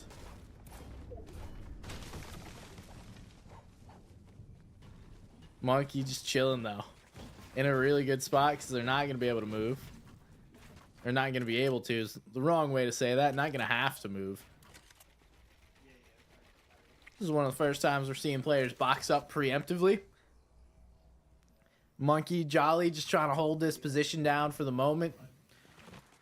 We will see a lot of players make the rotate in, and Trashmaker getting greedy here as a solo, trying to throw all this stuff in, hoping nobody sees him. And okay, apparently it's gonna work. Like, Monkey Tickler, hey, bro, over here. This player that was just popping bandages out in the open. What's going on? You know, sometimes that's just how Fortnite's. You know what I mean? Yeah. To be honest, if this was Europe, that wouldn't have slid. If this was last lobby, that wouldn't have slid. That's true. That's true, because Void would have caught that real quick. Yeah, or Taki. Can't forget Taki. You don't even have to look at Taki. He just looks at you. He's like, all right, next. The difference in lobby is unique. I do like to see the changes here as these players continue to play it out. You see Thrill still there in the elimination feed, putting up some numbers there for their team. But Jolly holding on. Holding on for a few more moments as the zone continues to close in. 12 teams remain here in this one. And this is going to be a Mount Olympus finish. So don't blink, because it can all end in an instant. I did. Didn't end. Now we see a little bit of rotates coming through by all these teams. Looks like Thrill is going to be the one that's being the most aggressive. We've seen his box fight prowess. Trashy Maker, pretty comfortable here. He's holding his ground. Now getting pressured by two players and going to walk on out. He's running into another team, but I think he's choosing this is the lesser of two evils. He's actually going to be able to get nearby Trashy Maker until Jolly decides, all right, no, I'm not letting you sit right next to me. You can't just chill in that box. And it looks like Scissor and Thrill still trying to find this elimination as well. Huge shot comes through for Scissor as he takes out Trashy Maker, one of the most aggressive players in the lobby. Down and out as to what is our top team here so far in Thrill and Scissor. And that fight and that aggression doesn't stop anytime soon as now Jolly looks to be on the receiving end of that same aggression. I see you. That's what they're saying to each other. I see you. And scoped in. Now Scissors just wait. I would assume. Okay. See, if I'm Scissor, I'm like, bro, come over here, give me a spray on that cone, and we'll bop one of those guys in the face. But I guess they're deciding not to do that. We're gonna play this a little differently. Showing them a little mercy. I guess. I mean, maybe he didn't see them. Sometimes people just don't see the same things that we see. It does look slightly different based on your settings, but I mean, that player was right in front of him. He's looking at him with a scope. I don't think there's anything. Now Zone is going to pull. A little unfortunate for the other team, but Scissor and Thrill, they don't care. They're sitting here Bam. with the dash coin, able to get plenty of rotates, and now Jolly is looking like he's going down. Monkey will be the next target, unfortunately, and these two will just keep on moving on. This is going to be a tough lobby here for the Fortnite players here in North Carolina, as this team has found a lot of success as well. 4 eliminations on the board. Tokyo and Kaislock playing together as iterations of Hades. Yeah, I like it too. I like the purple and green look. I know you love green. Yeah, big green guy. Favorite color, favorite team. Now making the rotate out. They want to continue to show the drip the rest of the game. They will be able to do that, at least for the moment. Cart does go down there. Saturn will be able to take him out. Now Dom and Adam looking for their own rotate here. This zone's going to force most of these players down the hill, and this is kind of worst case scenario if I'm most of these players. I want to stay up as close as I can to these mountaintops, because worst case scenario is this zone pulls down, the next zone pulls up, and everyone's just going down. Dom here looking to snipe in. Big shot, a big miss there, as that teammate quickly saves his buddy in that line of fire, but looking for the next shot. Can he find one? But no, Dom just unfortunately not connecting the shots he needs to keep that sniper in hand. And Dom and Adam going to be forced to go all the way down, not wanting to stay up on this left side. For me, the left side is going to be the safest way to play. But these two will be able to hang out in the bush for as long as they want in this zone. Now RB looking, just chilling. They are on the opposite side in a really good spot here, putting pressure on from multiple angles. Only have to worry about that snipe, and as I say that, Saturn's able to get one there. Pawato goes down. RB needs to find something. Does he want to go for that refresh there on the Pawato? Doesn't look like he's going to try to. Saturn is going to get pressured here from a couple of different players, and that was the DMR. Interesting here. Feel like I don't really see the combination of the sniper and DMR that often. But now we are going to play that. And here's a look at what our zone looks like. Lots of different terrain variations, height differences. And Saturn's here looking to make a play, and does, but he gets dropped right after. Saturn, actually, one of our players from the Ken Beans video we just posted on YouTube at VESL GG's YouTube channel. So make sure to go check that one out. But him, and I believe this might actually be the Tokyo that also played in that video too. So funny enough, both of them were in the video that released today and are also both competing today in this event. So definitely go check out that YouTube video and check out the remainder of these games, because we could see some more action coming from Saturn and Tokyo. But as the fight continues on, we have to talk about Thrill, who just non-stop aggression, fighting through the adversity, and continues to connect shot after shot as the lobby continues to fall at their hands. Yeah, Thrill and Scissor looking to break the record of what Taki and Lafika just did in the previous match that we saw. Scissor is going to get another knock, so they will be the holders of the elimination lead. But can they win the game now? Because that's what's most important. Elims are only worth so many points. You want to try and get this victory if you can. Now it's going to be Scissor. Gets another one there on the Dom. That's a big shot. 1v1 here. Huge shot there. Scissor needs one more. He's going to close it out. Oh, no, not going to be enough, but there it is. Able to get the last shot there onto Elite Fades and picking up the victory royale. Our new elimination record on the day, 27 eliminations in one game, SVG. What did we just watch? I don't know. They absolutely balled out. I can't say anything other than just domination. Good for them. You know what? Good for them. I'll give it to them. That was a good play. I respect it. A lot of good stuff coming out of that game. But here, listen, folks, we have more games coming your way shortly. So do not go anywhere. We will be right back after this quick break.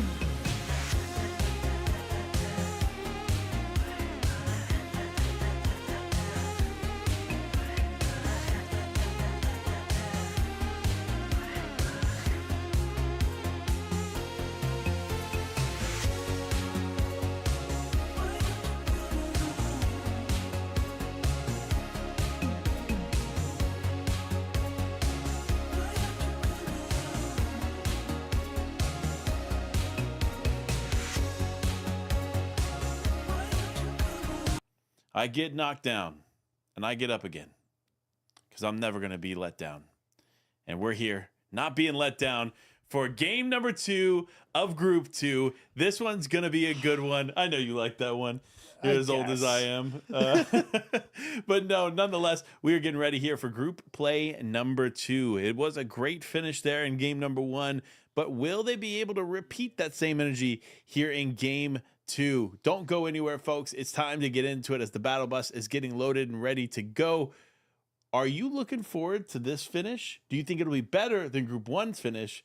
And predicting into the future, do you think Group 3 with Cam, which we know is a seasoned Fortnite pro, will Group 3 be the strongest?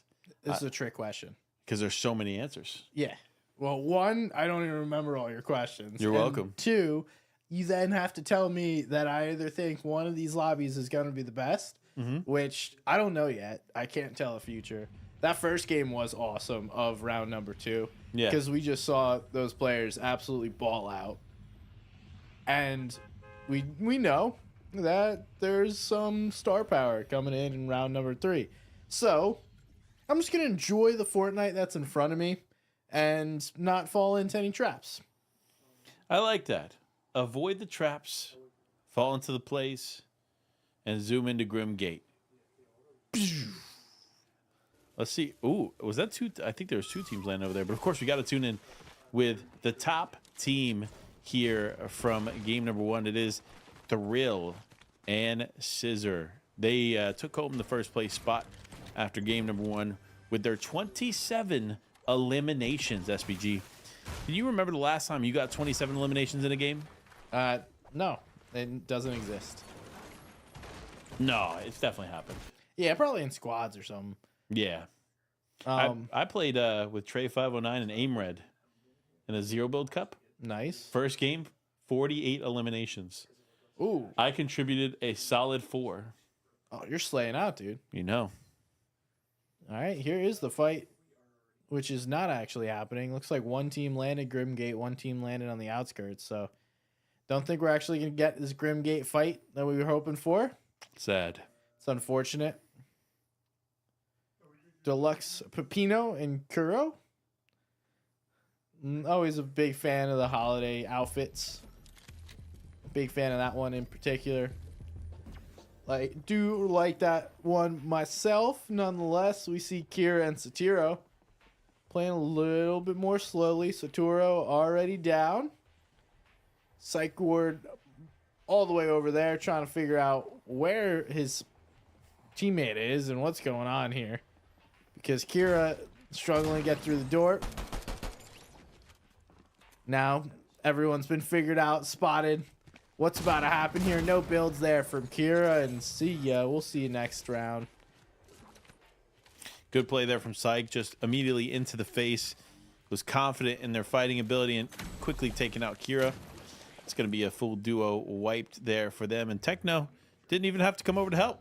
No sweat broken there in that one, as they can clean it up real quick. But the fights continue to ensue on as players continue to drop left, right, and center here in this one, as the aggression picks up in game number 2. But now we tune over to Valcox, Green FN, Warcry, and Goggins David. Interesting names. Yeah, we'll see. Goggins David definitely going to have the ability to run a little further and farther, faster than other players, even when he's hurt. Warcry is able to take the high ground. Putting the pressure there down on the Green FN. Not going to be green enough. That gets taken out. All his green's gone. Now it's up to the final teammate. What's going to happen here? David Goggins is going to be hurt. But no, Warcry is going to jump right in, help David Goggins out. And even with those bad knees, picking up those elims. You know what? The only other thing that Goggins David is picking up other than the eliminations is the weight of this team on his shoulders. As you already know as well as I do, there's not a Goggins in this world that doesn't work harder than the next. That's exactly right. And here with Vaz Force going to try and take out our game 1 winners. Putting some pressure on. Looks like there is even a third team here. So not a clean fight by any means. multiple teams here on the outskirts. Looks like one team is going to try and just sit here on the outskirts. That's Electronic and Desolation. Scissor and Thrill up in there trying to figure out what's going on. Electronic's going to walk on out. Now we'll see if Thrill can get involved here.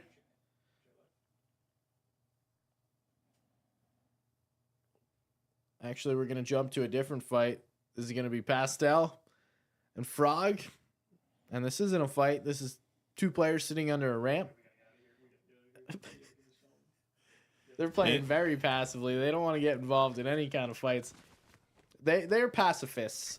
Their whole idea of playing Fortnite is sitting here, playing for placement, hanging out, and hoping they don't need to use their weapons. But they will. You know what? Shoot at them, they'll shoot back. They're one of the few teams in this lobby showing respect, because let me tell you what, Tickler and Jolly are disrespecting this lobby yet again. Aggressive, getting into the fights early on, immediately going over to the Grim Gate area, knowing that a medallion could be potentially lurking close by. Great fight there for them to take. Look at just the way that they build in comparison to other players in this lobby. It just shows the levels to this game. Yeah, they're level 99. Everyone else seems to be playing at a 72. Jolly's being able to hit those edits, scuffed it once or twice, but not going to be enough to dissuade him from getting that damage there onto Kuro and finishing that fight. From what we can see, looks like that is the Grim Gate team. So now Jolly and Monkey are going to be the two that have that dreaded dash medallion if you're an opponent. Now we see Wills trying to take out 27 Dom. But as soon as we say that and we switch to Wills, Will's going to run away.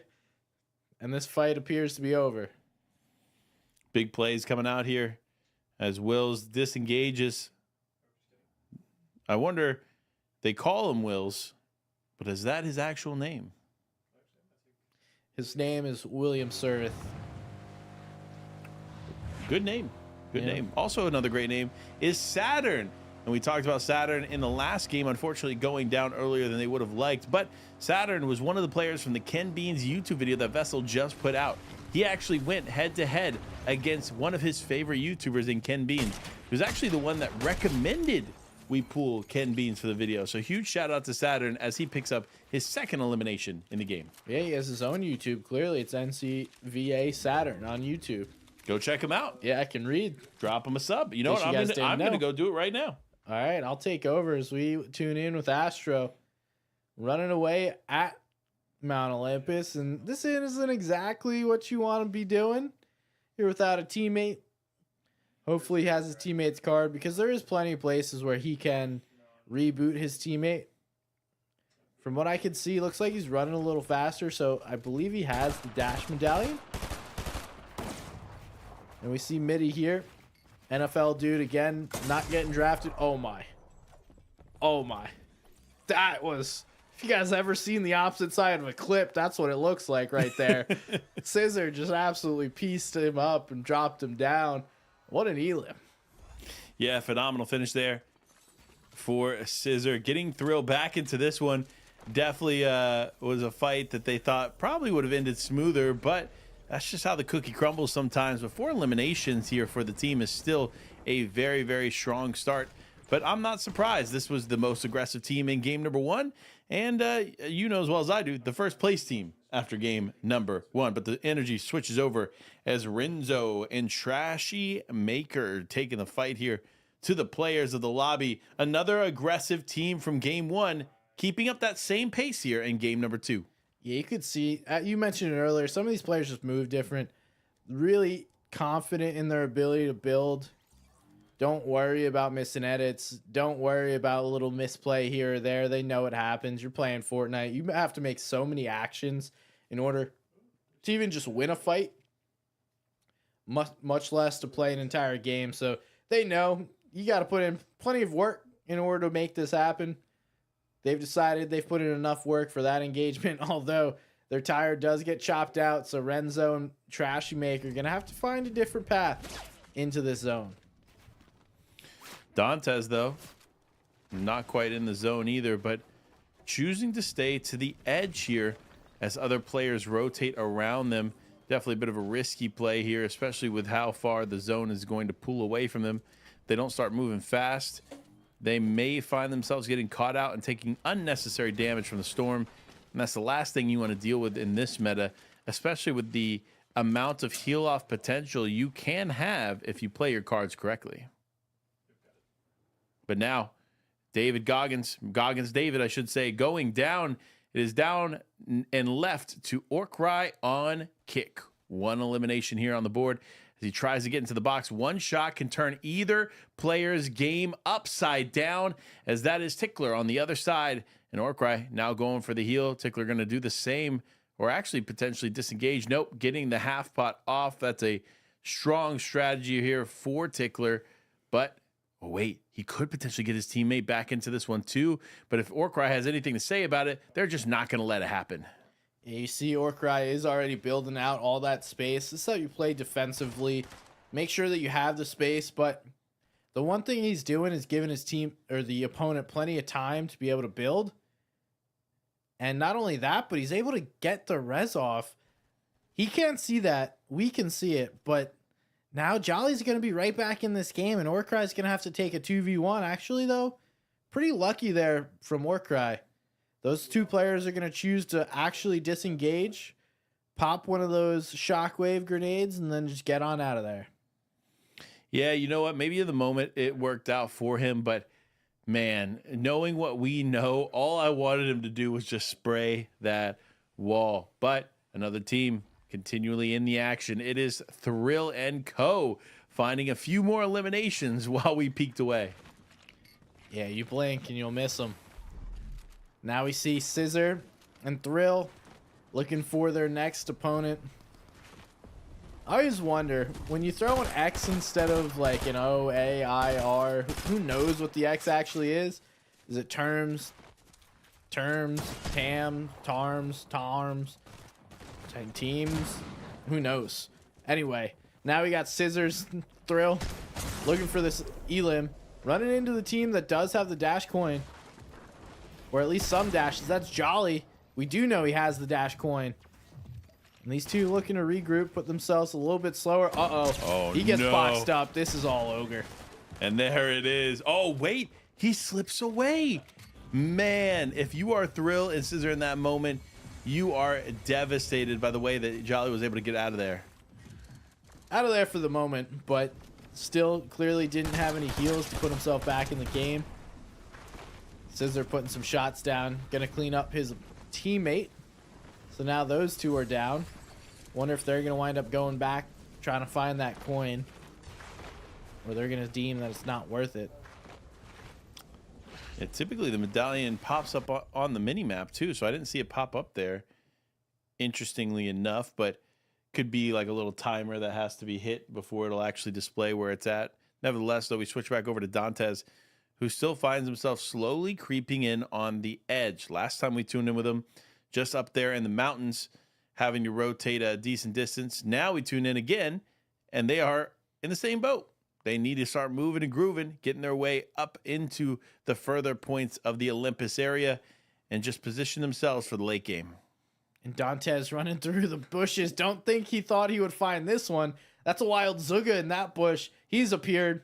Actually putting some big damage back there. Dantes not able to get the builds off properly. Now Zuga has the ability to take the 2v1. He's going to shockwave on out of there, and Lucidity Dreams just needs to get his teammate back and up. Yeah, good play here from them. As it looks like Lucidity is going to be able to get Dantes into this one. But that player not too far away still could potentially cause some problems here for Dantes and Co. So they need to be on their toes and ready to go. But Thrill now back on the screen and back on the hunt yet again to find the next two players to take down as they continue to fight out this lobby. Doesn't take long. Have found that next player. Unable to connect all those shots, but it doesn't look like it's going to take too long here. This player's got very little XP. That's going to be it. Wills goes down. Sirs Wills this actually gets eliminated. And now there is one right in front of them. So Thrill and Scissor are going to continue their reign of terror, trying to find more and more elims. huge shots and huge plays coming out, but nothing fully connecting here as this one continues to race on in. And no, Thrill goes down yet again. This is the second time now in this game that Thrill has gone down, and leaving it all to Scissor to clean up this fight. And it looks like Thrill's not going to be able to be picked up because he fell down. But Scissor's going to go all in, trying to get his teammate back up. He's not even going to build. He didn't have an opportunity to. If he doesn't hold this, his teammate's going down, and he does go down right away. Dom's going to get that full conversion there. And now, what can Scissor do as a solo? He hits the snipe. That's going to help. But he still has no heals and needs to fight off this zone. Can't stop, won't stop there for Scissor as he goes back for the Flow Berry Fizz.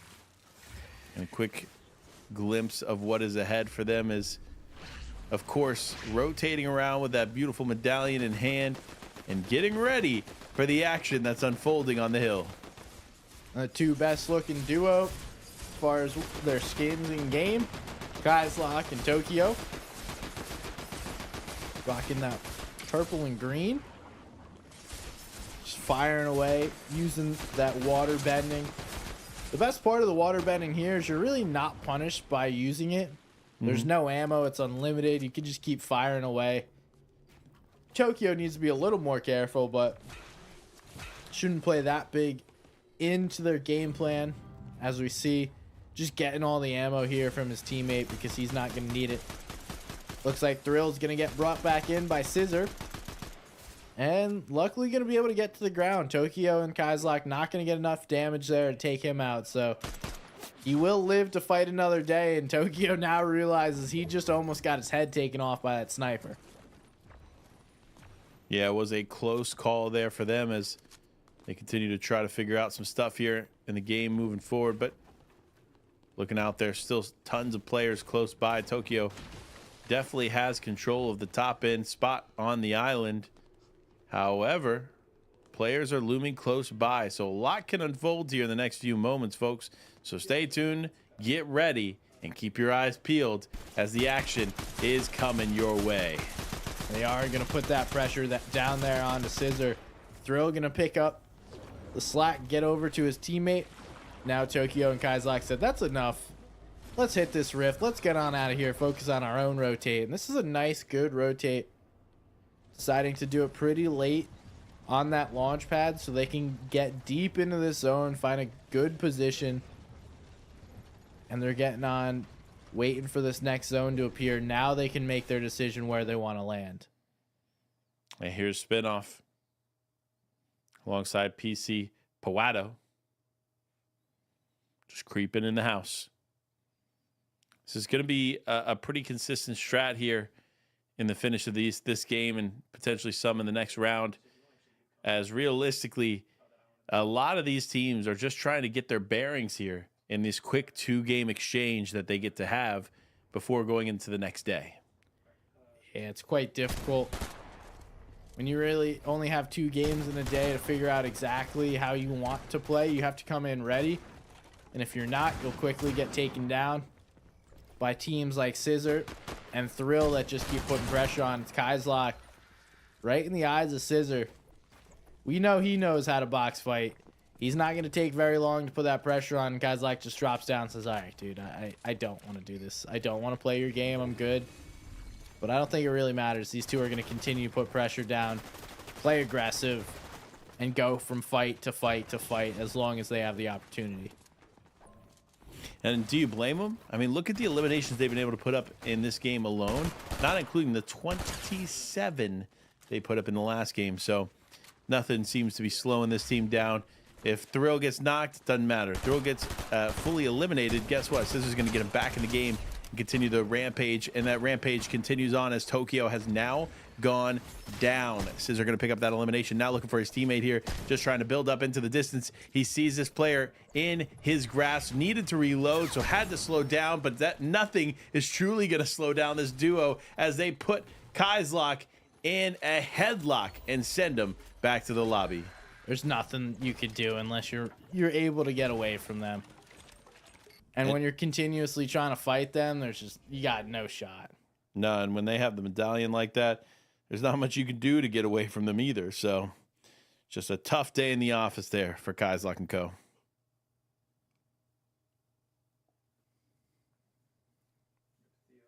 Adam and Dom all the way out here trying to make something happen. Meanwhile, on the other side, Thrill and Scissor just doing what they do. Nothing really different here. They're going to heal up. They're going to hear another team nearby. They're still in zone too, so they've got nowhere to go besides go fight this other team that's right next to them. How convenient. You guys placed yourself right next to them. And now Scissor. And we'll get engaged. Looking at Cart now. Gathering intel. Getting a better understanding of what is to come as teams begin to rotate pretty close to Cart. Cart now taking a lot of damage there to the Storm.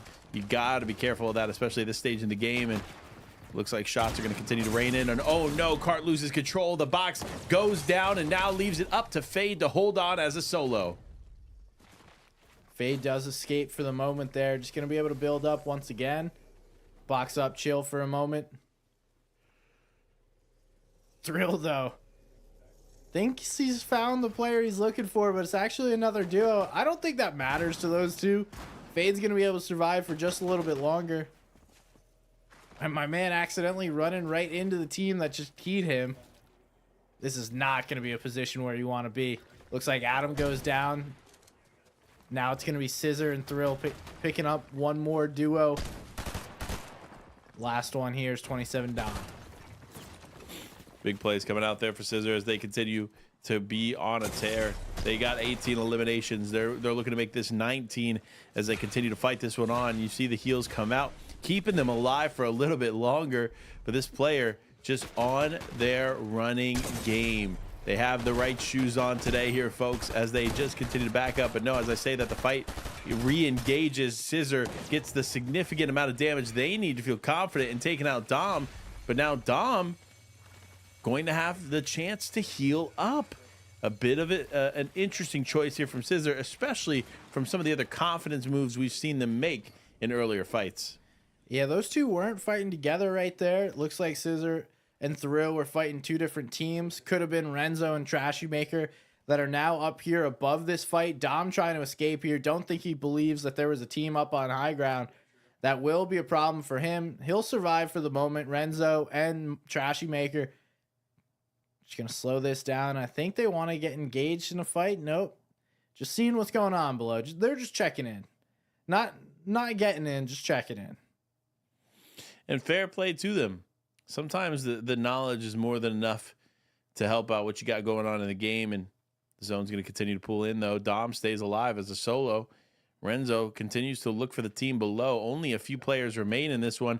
So it's going to come down to the wire. Who can walk away with the win? While Renzo is in a good spot and has the high ground, is it enough to take this one home? Thrill going to be able to pick up another one. That's Trashy Maker, but Thrill goes down himself. Now it's up to Scissor to solo clutch this. It was up to one player to do it themselves last game, but now can Scissor do it? He sees Renzo and Dom on the backside, but it's actually going to Pawato up on the high ground trying to take down Scissor. Scissor has plenty of time, plenty of heals to put himself back in a position. He's looking back zone, seeing if he can catch anybody. There is nobody behind him besides Dom, and I think Dom's going to be able to get safely through with that tree covering him. Should be good for them, but again, so many teams still in this one. Looks like with the remaining players, one full duo. The remainder are solos here, folks. So Spinoff and Pawato are going to be the final duo playing in this one. And is the power in numbers going to be the winning factor here for this team? One would hope so. Definitely says that you have an advantage over everybody else, but we see Renzo is actually going to get taken out. Scissor is the one that chops them. They were too focused on Renzo. Scissor now has the high ground. It's all solos. 4 solos left in this lobby. And it looks like it's all but a double win for Scissor, just moments away from taking this one. Has a couple hundred mats left in the bank. but Scissor now on the high ground with the most control in the lobby. He does end up getting challenged. That's going to be Fade just underneath, but that could be exactly what Scissor needs, because he needs a refresh here if he wants to maintain high ground. Yeah, and it looks like everyone's trying to look up at his position. Everyone that looks up there seems to get turned away quite quickly. What can Scissor do here? Also still has those dashes if he wants them. Needs to be careful because there is a player to his right. Tries to hit that sniper shot. He's going to drop down, play for some extra materials, play for some extra heals here. Wow. Nice little play. Giving up the high ground. I wonder what he actually wanted from these. Is it all the mats? Is it the heals? Is it everything? Who knows? We may never find out. But now he's going right back for height. And I mean, with the amount of material he was able to pick up there, that's going to be enough to maintain high ground. But he's taking a lot of storm damage here. So now he has to play this a little more careful. Going for the heal up now. Scissor going to look for any kind of significant shot onto one of the players remaining. Dom, though, waiting for Scissor to come out of the box. Tries to catch some shots, but no. Ends up missing. Not able to connect anything as Renzo ends up going down to Scissor as well. Can Scissor end up cleaning up the remainder of the players in this lobby? Who knows? It's going to come down to these final 1v1v1. 3 players remain. Big shot there by Dom onto Scissor, but Dom has that dash. It's going to get him to the front side. Another shot there by Dom. Wow. Big shot, picking up the Elim. It's a final aim duel, and it's going to go to Elite Fade. Fade cleans it up in the final moments. From all the teams that we were watching there, Fade was not the one I thought would have the win. So a huge shout out to Fade for claiming the victory in the last game of that round. But guess what, folks? That's 2 rounds down, 1 round to go. Don't go anywhere. We have a little bit more Fortnite action left for you in the tank. So stay tuned, and we'll be right back.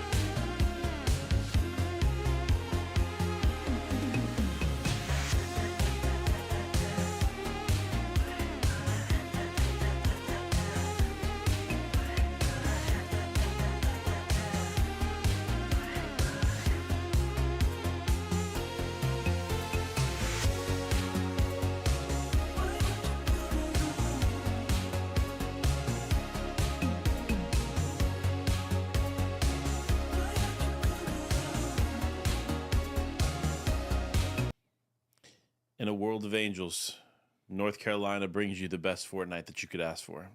And that's why we're back with one final round of Fortnite for you tonight. A second round will be played off stream, but we have one final game to bring in the incredible action we've been able to present to you all night. Huge shout out, I gotta say it, to VESL GG for making it happen. This has been no easy task to put together, and without VESL putting in the hard work and making this a reality for North Carolina high school students, none of this would be possible. So a massive shout out to VESL. Make sure to go follow them on all socials and go check out the YouTube channel, because you already know that Kim Bean's video is going to slap. Go watch it right now. But without further ado, guys, it's game time. The bus is loaded, and we are ready to watch one final game of Fortnite. SBG, are you ready? I'm ready. Okay, let's get it. Send us to the map. That's a map. There we go. Here is the final drop of the day. We got all our players deciding where to go. And if you guys just tuning in, this is a new pool of players. They are just jumping in for the first time tonight. A couple of different rounds of players just deciding our qualifiers for today. We'll be back with qualifiers tomorrow. Here is who everyone was kind of hoping to see. Cam is going to be one of the top contenders in this entire tournament, much less this lobby. So we'll see exactly how he decides to play. No surprise to see him going Grim Gate. He's been landing there anyway. Yeah, going to be an interesting play here for Cam. And as expected, going to be a strong game coming from this team. Ankles, interesting player. Definitely don't have as much insight as we do, of course, for Cam Slam himself.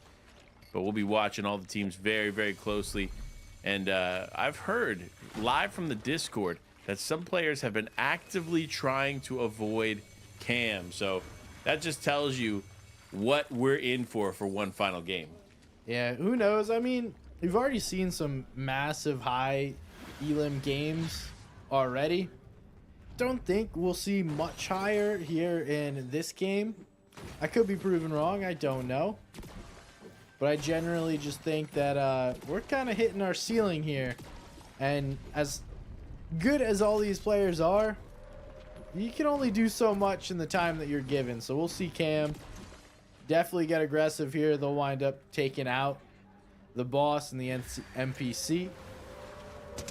But we do have a team coming in the distance here, as the Ankles the one bears front of that. Now here we go. First fight of this round gets started as Ankles starts it off with a tag, but takes some damage back. As the fight continues on, you see Ankles just trying to survive here, do what they can to bring this all home. And for just a moment longer, Ankles stays in this one as Cam picks up one as well. Actually, Cam was the one that ended up successfully getting the elimination.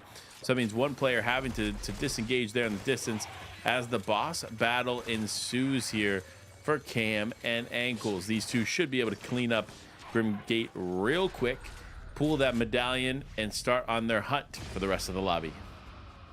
Yeah, if you guys don't know, all the new POIs have a little bit of a challenge in order to get the upgraded medallion or the mythic weapon.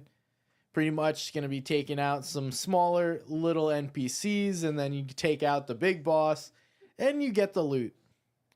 Now we see Nick and Kiyosa hanging out here. They do have some players nearby. Looks like they have spotted them out based on those pings.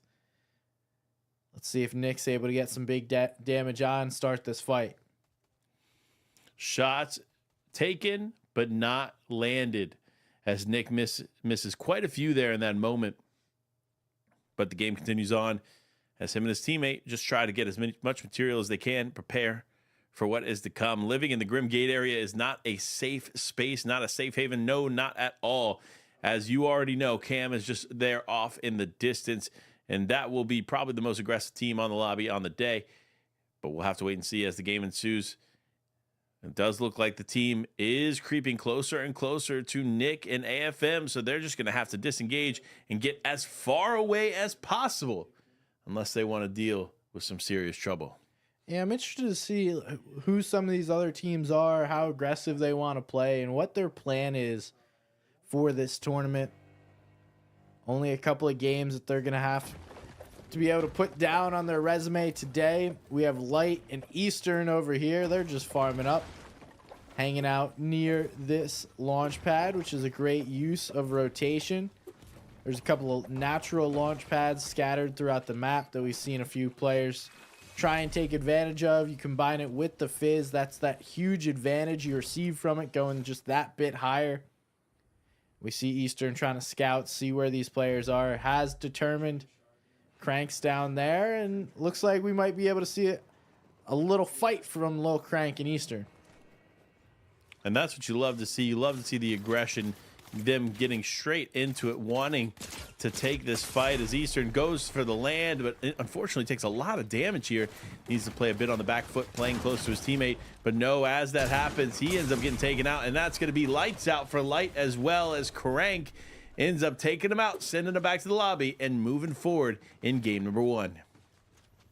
I mean, you can't ask for a quicker fight than that if you're Crank and Curvo. You beam one of the players out of the air, take him out, but as that happened, Cam walks up. Cam's looking to get involved in this fight, put some pressure on.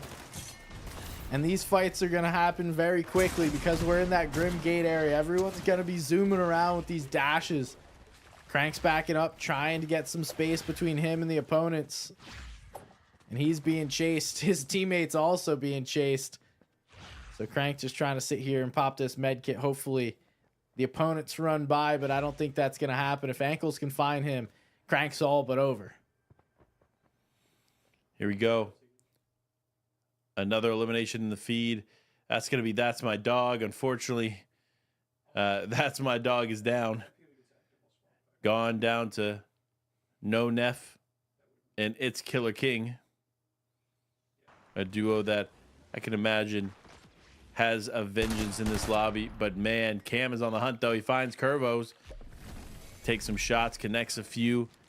And if this player doesn't play carefully, it's going to end quickly as Cam is continually running at this player. SPG, do you think Cam's going to let this guy go?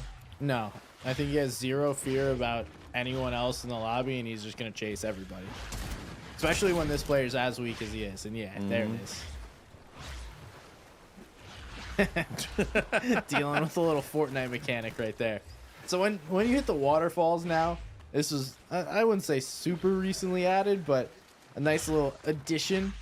When you hit the waterfalls, it kind of like throws you away from it, because there were times where you jump off a waterfall and go down to fall damage. So that's kind of the way that they make sure that you're not going to deal with fall damage. You get pushed far enough away from that wall. Nonetheless, elim there for Cam. They'll be searching for more. Still a good setup nonetheless here. Mercy, though. Going to keep an eye out here for the competition. Interesting play here. Just kind of hanging out. As Carry 7 loots the building on, and they just want this team to rotate out. They're like, you know what? Come this way. Don't know that we're here. And let us eliminate you. That's how the sneak plays work. Oh, and it actually did kind of work. It looks like Mercy and Dino have found the players. Now they're looking to get aggressive, trying to take some walls here. Need to be careful. Don't get boxed. Mercy does take a lot of that damage quickly. Dino gets back to his teammate, is able to close the gap. Get back together as Cam picks up another 2 elims there. That'll probably be a similar tone that you hear the rest of the game. Mercy and Dino now have slowed this down, as doesn't look like Carry is going to get too aggressive. So it seems like neither team is really trying to fight. They're like trying to pretend they're trying to fight and then not actually fight. But as I say that, Mercy gets some shots on, and now Carry is stuck in the car, doesn't have anywhere to go. They're on the backside trying to close this out. Can they get these shots through? No real damage and all that. Mercy's taking some damage back, and that now it looks like they are able to get one. Can they find the other player? That was huge there from his teammate Dino, picking up one of the two. But it looks like they're going to lose that one solo. They're probably going to be able to get away, causing Mercy and Dino only to be able to pick up one elimination in that fight. However, there's still several players up in this one as Nick ends up going down. We tuned in with him earlier, and he goes down to the Killer King himself, Killer King. So that's going to be a rough way to go. But looks like Killer King and Nephrons is on the hunt. 3 eliminations down, and they're looking for 10, 15, maybe 20 more. 27. That's the mark that everyone's trying to reach at the moment. They see another car in their sights. They're going to chase them down. Need to keep shooting, otherwise that car is going to get away for a little bit faster. Now the chase continues, and it looks like they don't want to get off the road. They're good drivers. They like to stay up here. They are going to break the barrier, but looks like they're just patrolling this area. This is an interesting strategy. I haven't seen anything like this before. You know, listen, sometimes innovation comes from the minds of scholastic scholars. And here we have some of the brightest here in North Carolina teaching us a thing or two about the game that maybe we could learn from. As Fabulous Jelly now taking some shots there, could be potentially moving forward on another team. But wow, lots of damage going in onto one player. That is BDEZ X Notify. Well said. Exactly. That's what I'm here for. Famous Jelly accidentally throws his teammate way far away. Now we got Slow shock waving up, throwing his teammate away. Now they're trying to get into Jelly. Can Notify, get himself in a position to help his teammate out. Can Cake put himself in a position to take the elim. Who's going to be able to win this fight? Looks like this is just stalling out. But no, as I say that, Fear looks to get active. They trade some damage. But now Fear's going to need to be the one that slows down, pops some heals. Yeah, and here we go. Fear slow. Pushing forward. Does look to be healing up and playing this a little bit more patient.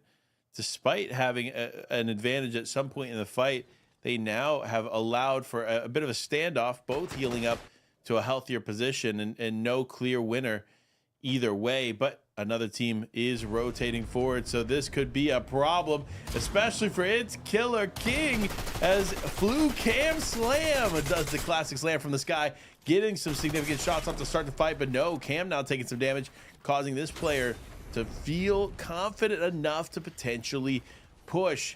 Now Cam gets his teammate back together. Big box play, big box finish. If he could just get one more shot, it could have been all over. But no, Cam now having to play on the back foot, heal up, and just focus for what could be the next moment. Yeah, and you would hope if you're Cam there, Ankles going for the more defensive play, assisting his teammate, but Ankles also could have got in, made a play to be able to take him out. Oh, big shot there by Cam. He's looking to close this out. Needs to get the edit here. Flips the cone. Ankles is there to help it out. That's 2 elims for the duo. Call it 6 altogether, and let's keep rolling them up. What did I just watch? That man hit those shots so quick, I didn't even know what happened.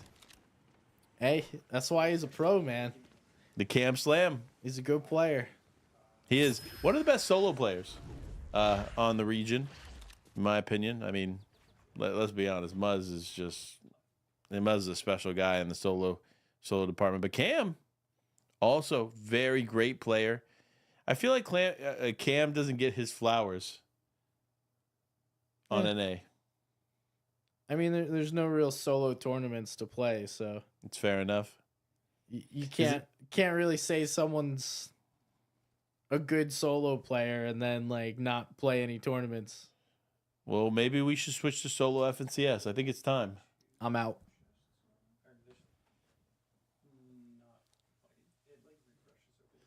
And SVG has left the room, can confirm, but don't worry. Cam has not left this game yet because he picks up another 2 there in the feed. And this is all but over for the rest of the lobby if Cam does not get taken out. This is a bounty, folks. If you're listening, take him out, or you might not have a chance to win this one. Looks like Ankles is able to get another Oh my one gosh, there. you're back. I just appeared. I'd be down for like an occasional, maybe once a season, like a solid solo tournament. I could get behind Like that. one weekend, 3-4 rounds, solid solo tournament. Yeah, the solo champion cup or champion weekend. Looks like Subset goes down there. Notify. We can workshop that name. I like it. Let's do it. Maybe like the Solo All-Star Invitational Series Championship. Of global capacity. Yeah, Cup. Global Cup. Featuring Fortnite. Sponsored by Bojangles. Shouts out. Man, but no, listen, or sponsored by VESL. Listen, VESL, let's make the biggest solo event in North Carolina Fortnite history. RK here putting some shots down onto Drew. We got JD. Ankles and Fluke. Cam Slam. Just punishing players. This just feels mean. Am I the only one that feels this way? Cam sure doesn't. Yeah, I guess. He's doing what he has to do, right? I can't get mad at him, but it still doesn't mean it's not mean.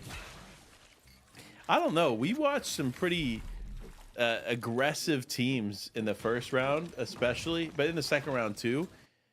So I don't know that I feel too bad because it almost just feels reminiscent of what we already started watching. I don't disagree with you. It's just, I guess, like the prowess of one player versus like, I don't know as much about the other players. Mm-hmm. So I'm biased towards saying it's mean for one player when I didn't say it was mean the rest of the games. So maybe I'm the problem.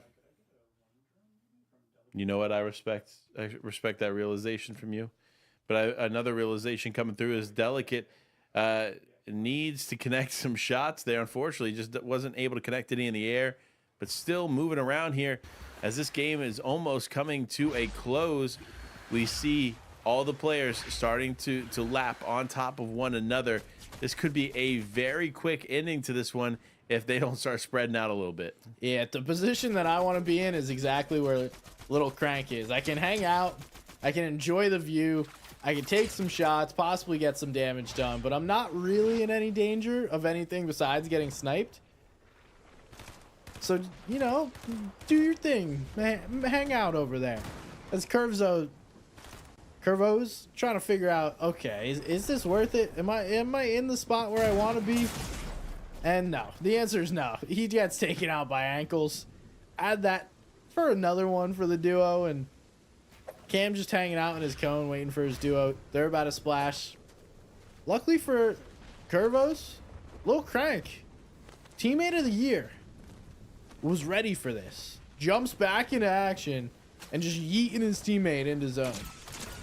Yeah, but it quickly now taking damage. Unfortunate for him. It does look like that play to save his teammate is actually going to be the play that takes him out. And it's actually Cam taking them out and then going head-to-head against another team that has approached. I don't see Ankles close by. He's there. I believe. Or he's just off doing, you know, aggressive things, trying to get most Ankles most is of the just like, Cam, you got this, right? Let me go hang out over here while you just do your thing. Oh, That's one. Here we go. Back at it. One more to go. Double edit, window edit, peek me. Thank you, sir. Appreciate that. Just Clean that up. Clinical Adios. masterclass on how to play the game of Fortnite. Cam, just one of the strongest mechanical players, and that's what makes you good in solos, if I'm being honest. Like, if you can take your ones and consistently win, like, positioning matters a little less than in team modes and stuff like that. So, you know, fair play to Cam, but man, this is going to be a tough day for him. But caked up Siki ends up getting the first elimination for them on the day, despite what looked like a pretty rough way to almost go out. had no teammate, took a ton of damage, didn't look like they were going to be able to recover, and sure enough got the last shot, which led them to stay in this one for at least a little bit longer. But now though, more players are here and it's time. A lavish lair ending is one that I did not anticipate for this final game. Yeah, didn't expect to see this one just yet. Siki getting some damage there onto both players. Both Cam and Ankles taking some damage, so Siki's going to give himself a moment. He gets tagged up by another player, and this is just going all kinds of ways. Not the way you wanted to see. Cam's going to clean that one up. Call it 14. We're at 19. We have 8 more to go. Sorry, can't do math. To tie the leader? You think they do it? I think they do it and they exceed it. I'm going to say that Cam ends on 32 eliminations. Total? Total. Okay. This looks like a fairly easy one here for Cam. And that's going to be another one picked up there as Cam and Ankles continue their tear through this lobby. Down to 17 total players in the lobby. 20 total eliminations so far. Another 12. And that will match that believed ending that I think this team could actually finish on.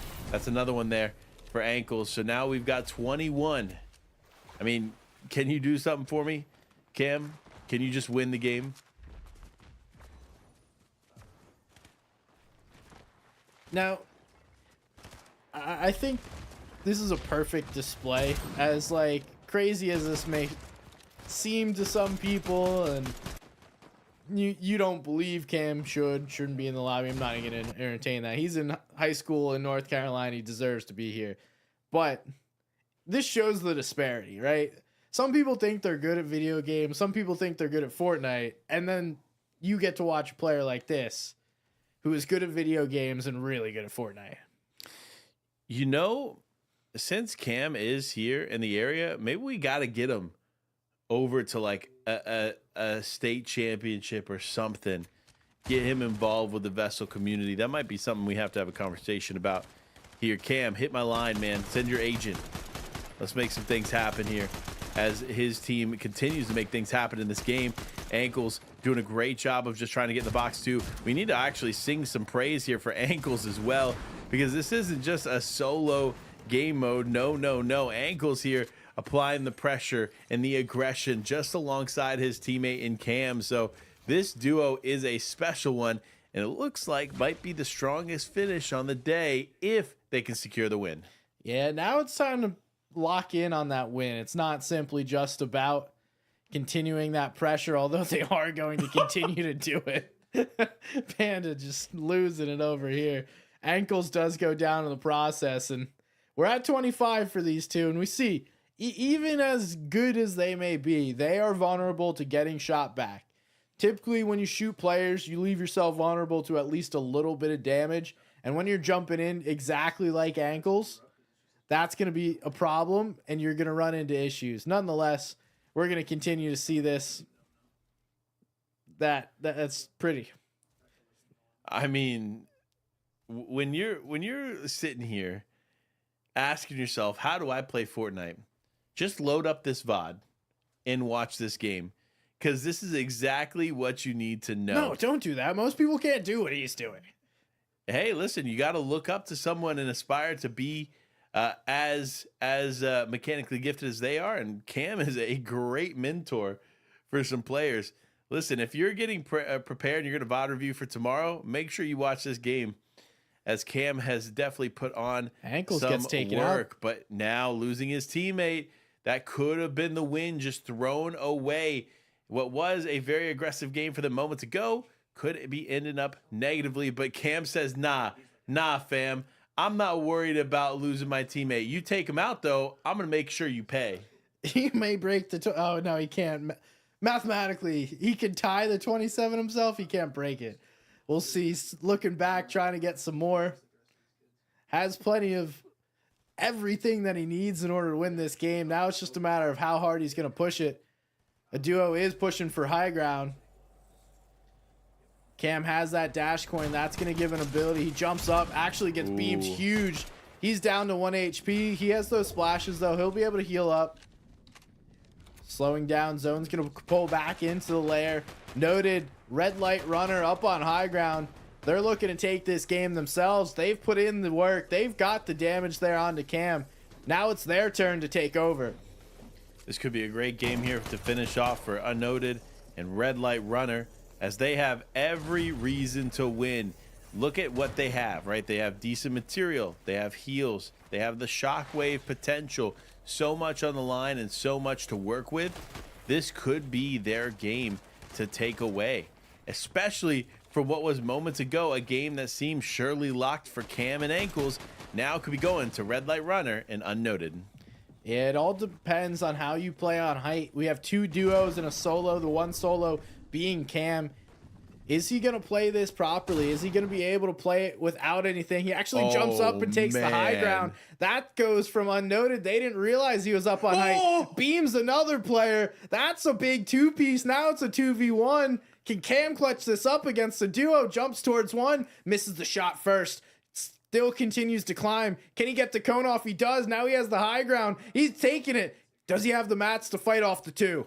He's taking this one by force. Big shots coming in. He's got one down. Now for the second one. Can he finish it off strong? It is a 1v1 to finish it all. Cam with 24 eliminations by himself, looking to make this 25. Can he get it? One shot in. One more shot to finish. It is almost over as Cam dances it out to finish off this final game. We were just moments away. Wait. He's giving him too much leeway. SVG, I don't like this. Bro, he knows. Okay, we knew how this was going to end. Cam ends it. 26 eliminations by himself. And I believe Ankles had 7. Yes, sir. So that passes the 30. 32. Oh, man. What a finish to the night. You could not have asked for better Fortnite than this. I mean, honestly, SVG, we knew it was coming. We knew as soon as we saw Cam's name on here that he was going to do some special things. And sure enough, there it was. Hey, you put a player like Cam in any kind of lobby and he's going to show out. And he did exactly that. Just absolutely putting on a dominant show. Mm-hmm. We doubted him for a second. It looked like it was getting a little shaky. He said, guys, relax. I got this. It's all over. I'm taking this game by force and I'm going to win it. Well, listen, folks, that is going to be it for us tonight here. It has been a blast. Final words, SVG, before we sign off. We'll see you tomorrow. Thank you guys for watching, and see you soon. Listen, he said it best. Make sure to tune in. We have just 2 more days of action to conclude this entire weekend, so do not go anywhere. Stay on your couch. Stay locked in for an incredible weekend of Fortnite, and none of this could be possible without VESL GG. Make sure to go follow them on all social media. Follow the streams. Watch the YouTube content. So much incredible stuff for the North Carolina community. I couldn't ask for a better partner in putting this together. Thank you all, and until tomorrow, make sure you are following us and getting ready, because there's more of that Cam action and more of that Void action and more players to come and show exactly what they have left on the battle bus. So don't go anywhere. We'll see you tomorrow. You have to stay on your couch until then. I'm just kidding. Enjoy your night, everybody. We'll see you in the next one.